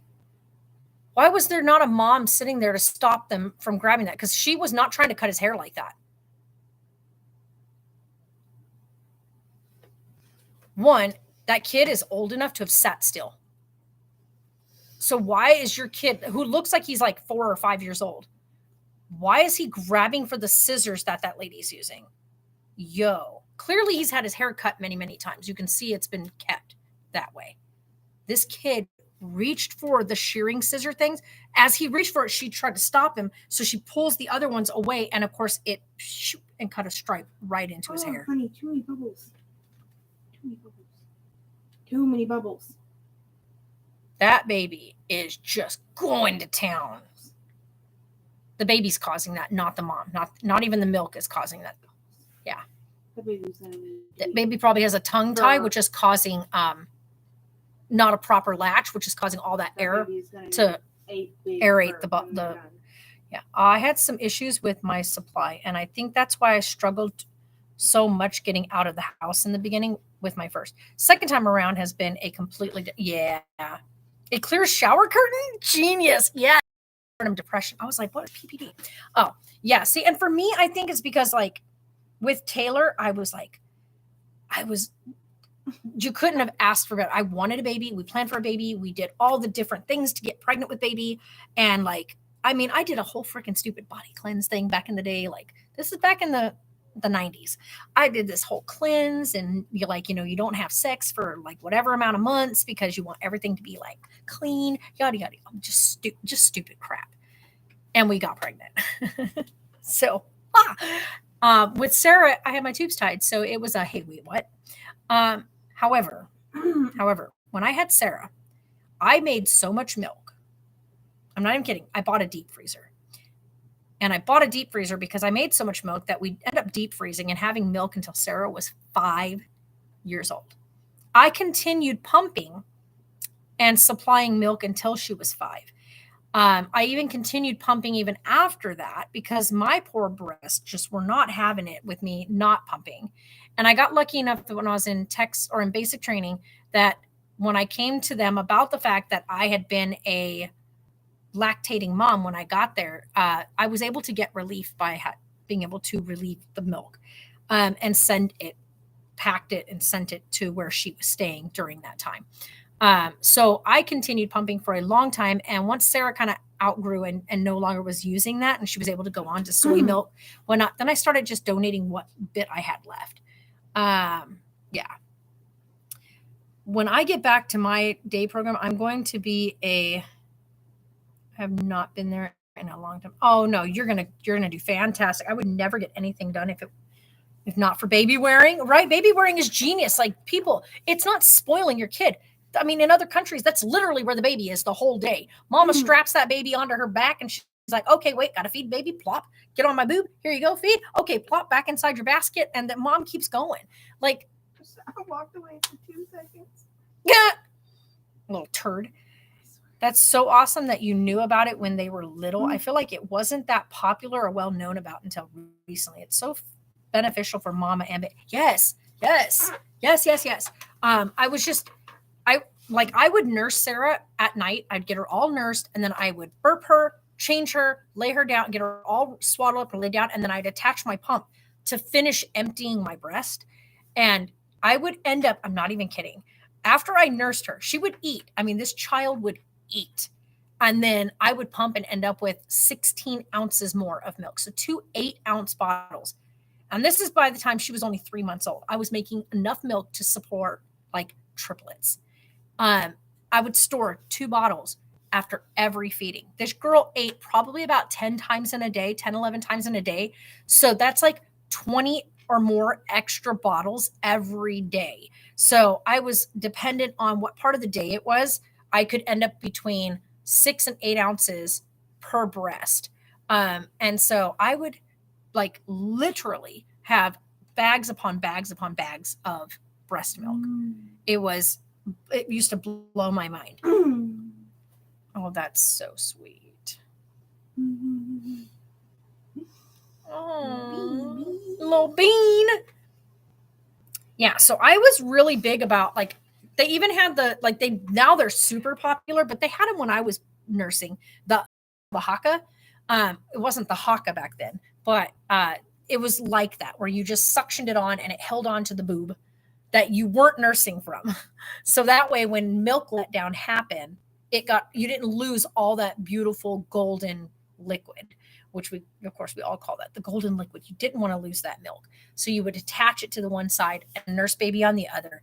And then you wouldn't lose all that milk because all that forward milk is where all that really good, like what water supply and stuff is at.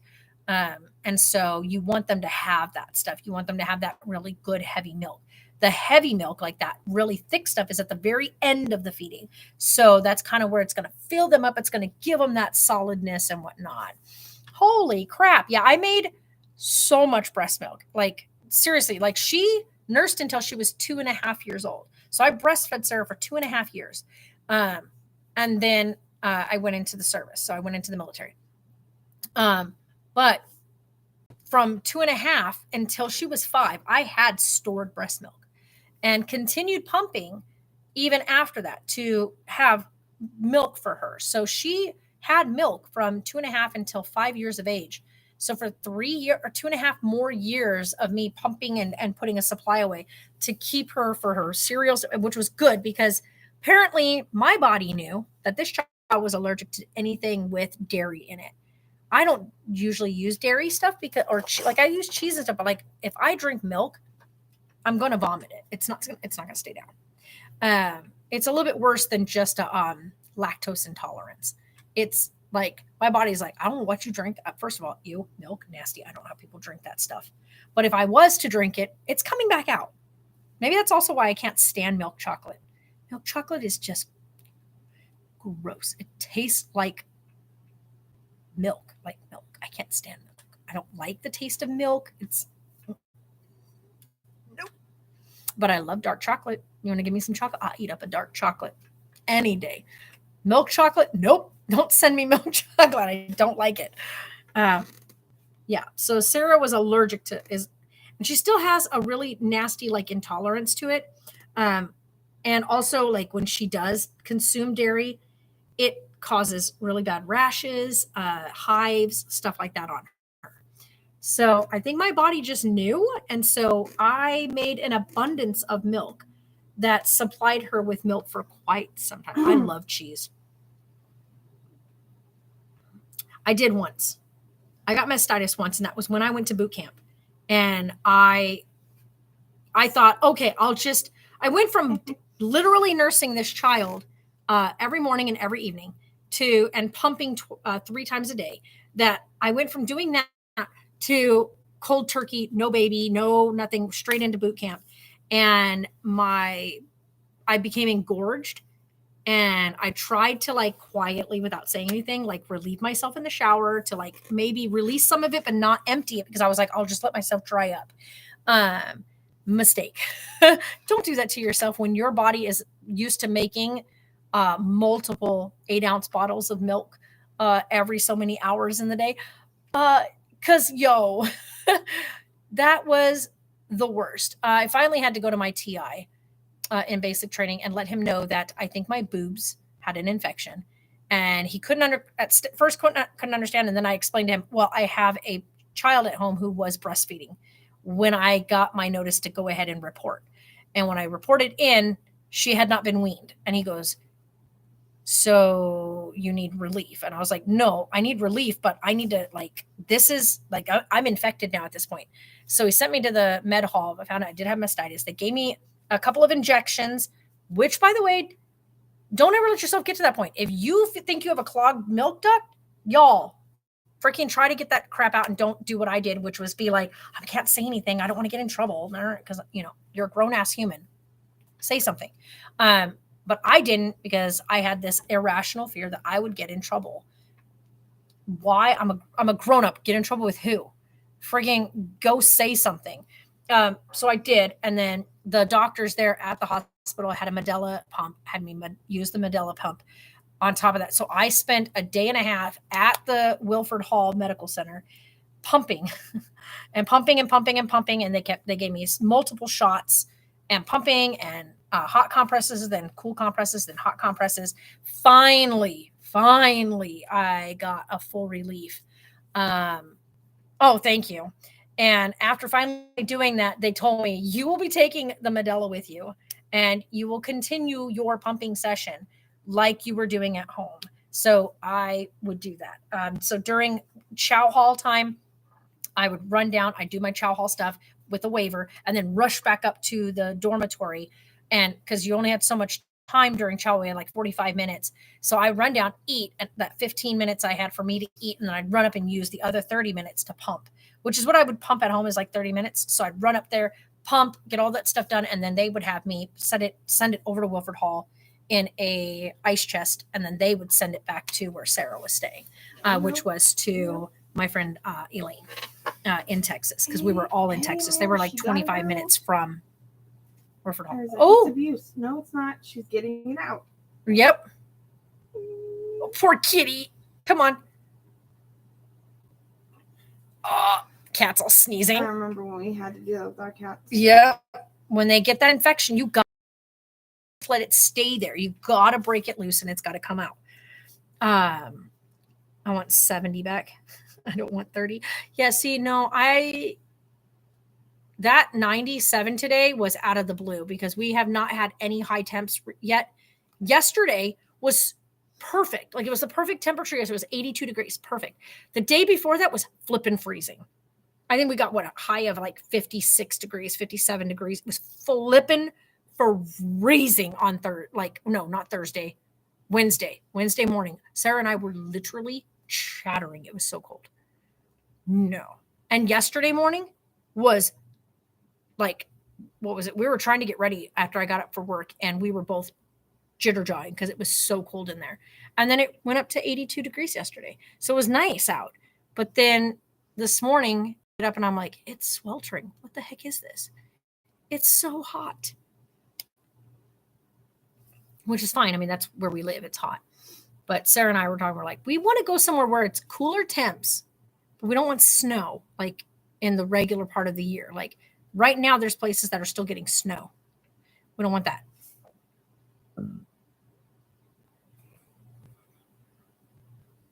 Right? And that's the crazy part. I know a few years back, actually, it's probably like 5-6 years ago. If I put a breast pump on and started pumping, I would start producing again. Like, I don't know why, because I haven't nursed a child in forever. I mean, she's 20 now. And I haven't nursed a child in 17 and a half years. But 6 years ago, I could start pumping, and the very first day I pumped and ended up with an ounce of milk. The next day when I did this, I would end up with an ounce of milk each time. And I was like, how am I making milk at this stage in my life? I guess I'm one of those people that's just lucky that if I chose to what they call supply, like NICUs or whatever, I could totally do that. If I just decided, you know what, I'm just going to pump just to pump, I would make milk, because for some reason, I guess there's people out there that can, I guess what wet nurses are. They used to have wet nurses back in the day that were just women who overly produced, and they would be the people that would be supplied to newborns that didn't have moms who could breastfeed. Yeah, so I know, like, my breast still to this day have never dried up, so to speak. So it's crazy. I do not like rain. The basement floods. Oh no. Yeah, that would suck. I don't know if I have hold on, I'm going to check something real quick.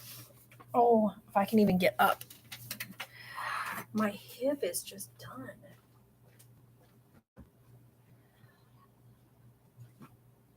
There's not any here. Sir, you know you still have a nice salad in here. It got frozen, so it's like, it's still in good shape. But I do not have any more drinkity-drinkities in here. We used all of our drinkity drinks. Ow! My hip. My 3-year-old just woke up, so I'm going to go check on her. Thank you so much for talking with me. You bet. We're thinking of Sarah on Wednesday. All right, no problem. All right, Caitlin, have a great night. But yeah, so life can be so weird. Like, it can throw stuff at you like curveballs. It's crazy. That was me earlier trying to get off the couch with my feet. Yeah, see, and my feet do that too every now and again. Like, where if I sit down after a couple of minutes, my feet just scream at me for standing up. But my hips, you guys, so I think I've explained this before. I've had several surgeries on my knee, on my left knee, which is the knee I injured when I was active duty. So because I've had those multiple surgeries, my left leg, the bottom portion from under the knee down, is slightly shorter. 1 second, be right back. Hey there.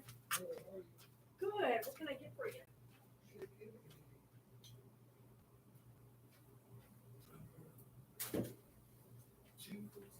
Yeah.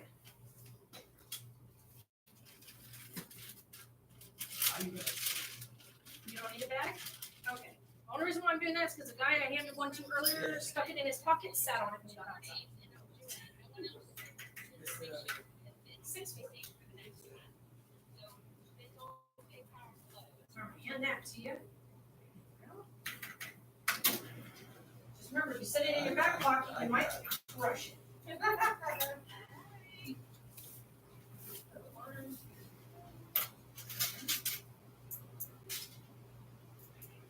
Sorry, I'm all out of paper, so $3.60.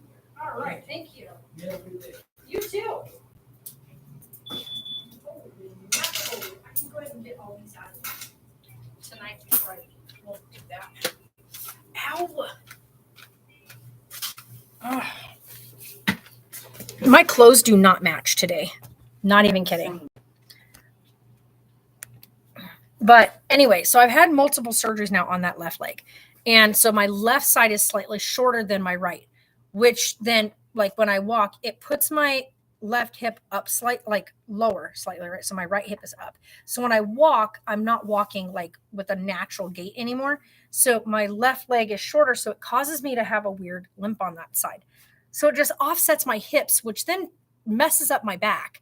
But with my hip always off, so when I'm walking around, it's like it's so exhausted from that weird offset bit. And so then when I go to get up, like after sitting down, I go to get up and it's like I have to try to like, because when you're sitting, everything's finally even. But then when I get up, it has to like adjust back to the fact that it sets lower because the shorter leg. And I hate it.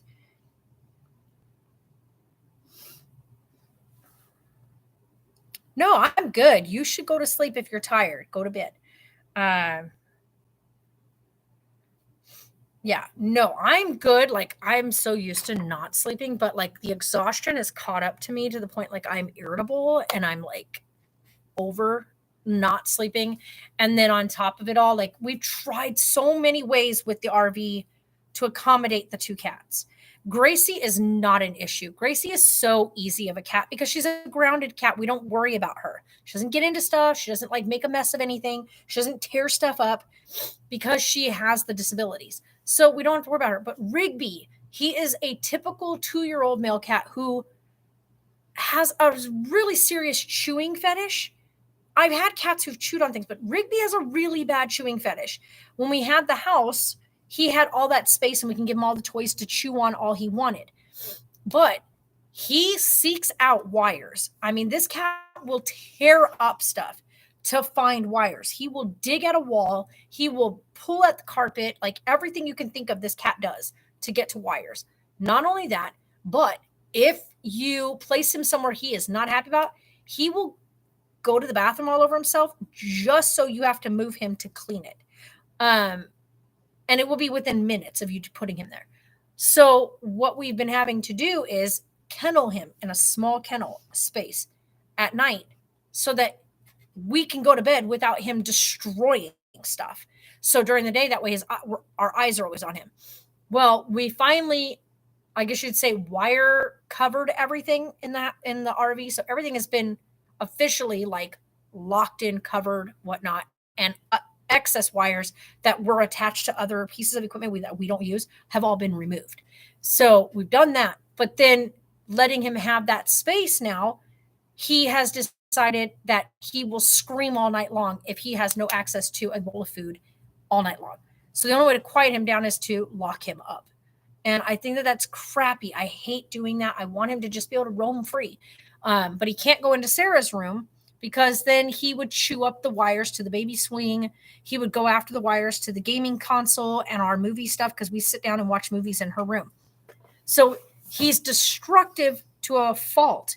And it's like, dude, you are a cat. I expect that kind of behavior from like a puppy, and puppies, you can give them chewy toys.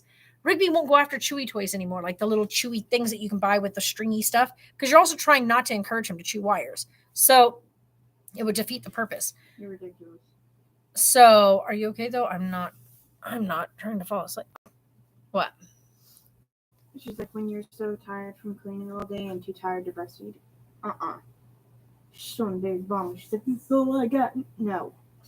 People just trying to make dramas. Next to you and breastfeed that damn Yeah. while you take a nap. I mean, you can lay on your side and put your baby to you and actually rest while your baby nurses. Like, so annoying. Hi. How are you tonight? Good. What are we looking to get tonight? I need a flume, and do you have silicone like pipes? Right there.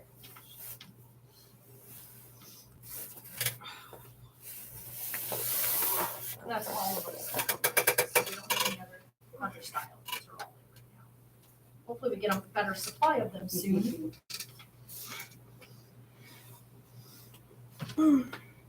Girl, it's almost 7:00. We're gonna be out of here in an hour. And then everything else over there is glass. Yeah. I'm gonna let him look over there and I'll be right back. But anyway, guys, I'm gonna go because we only have an hour left. So I got all my wrap up stuff to do for the night. Yeah, so we will live with you guys maybe again tomorrow, since we're gonna be here again tomorrow. You guys are awesome, and I'll talk to you later.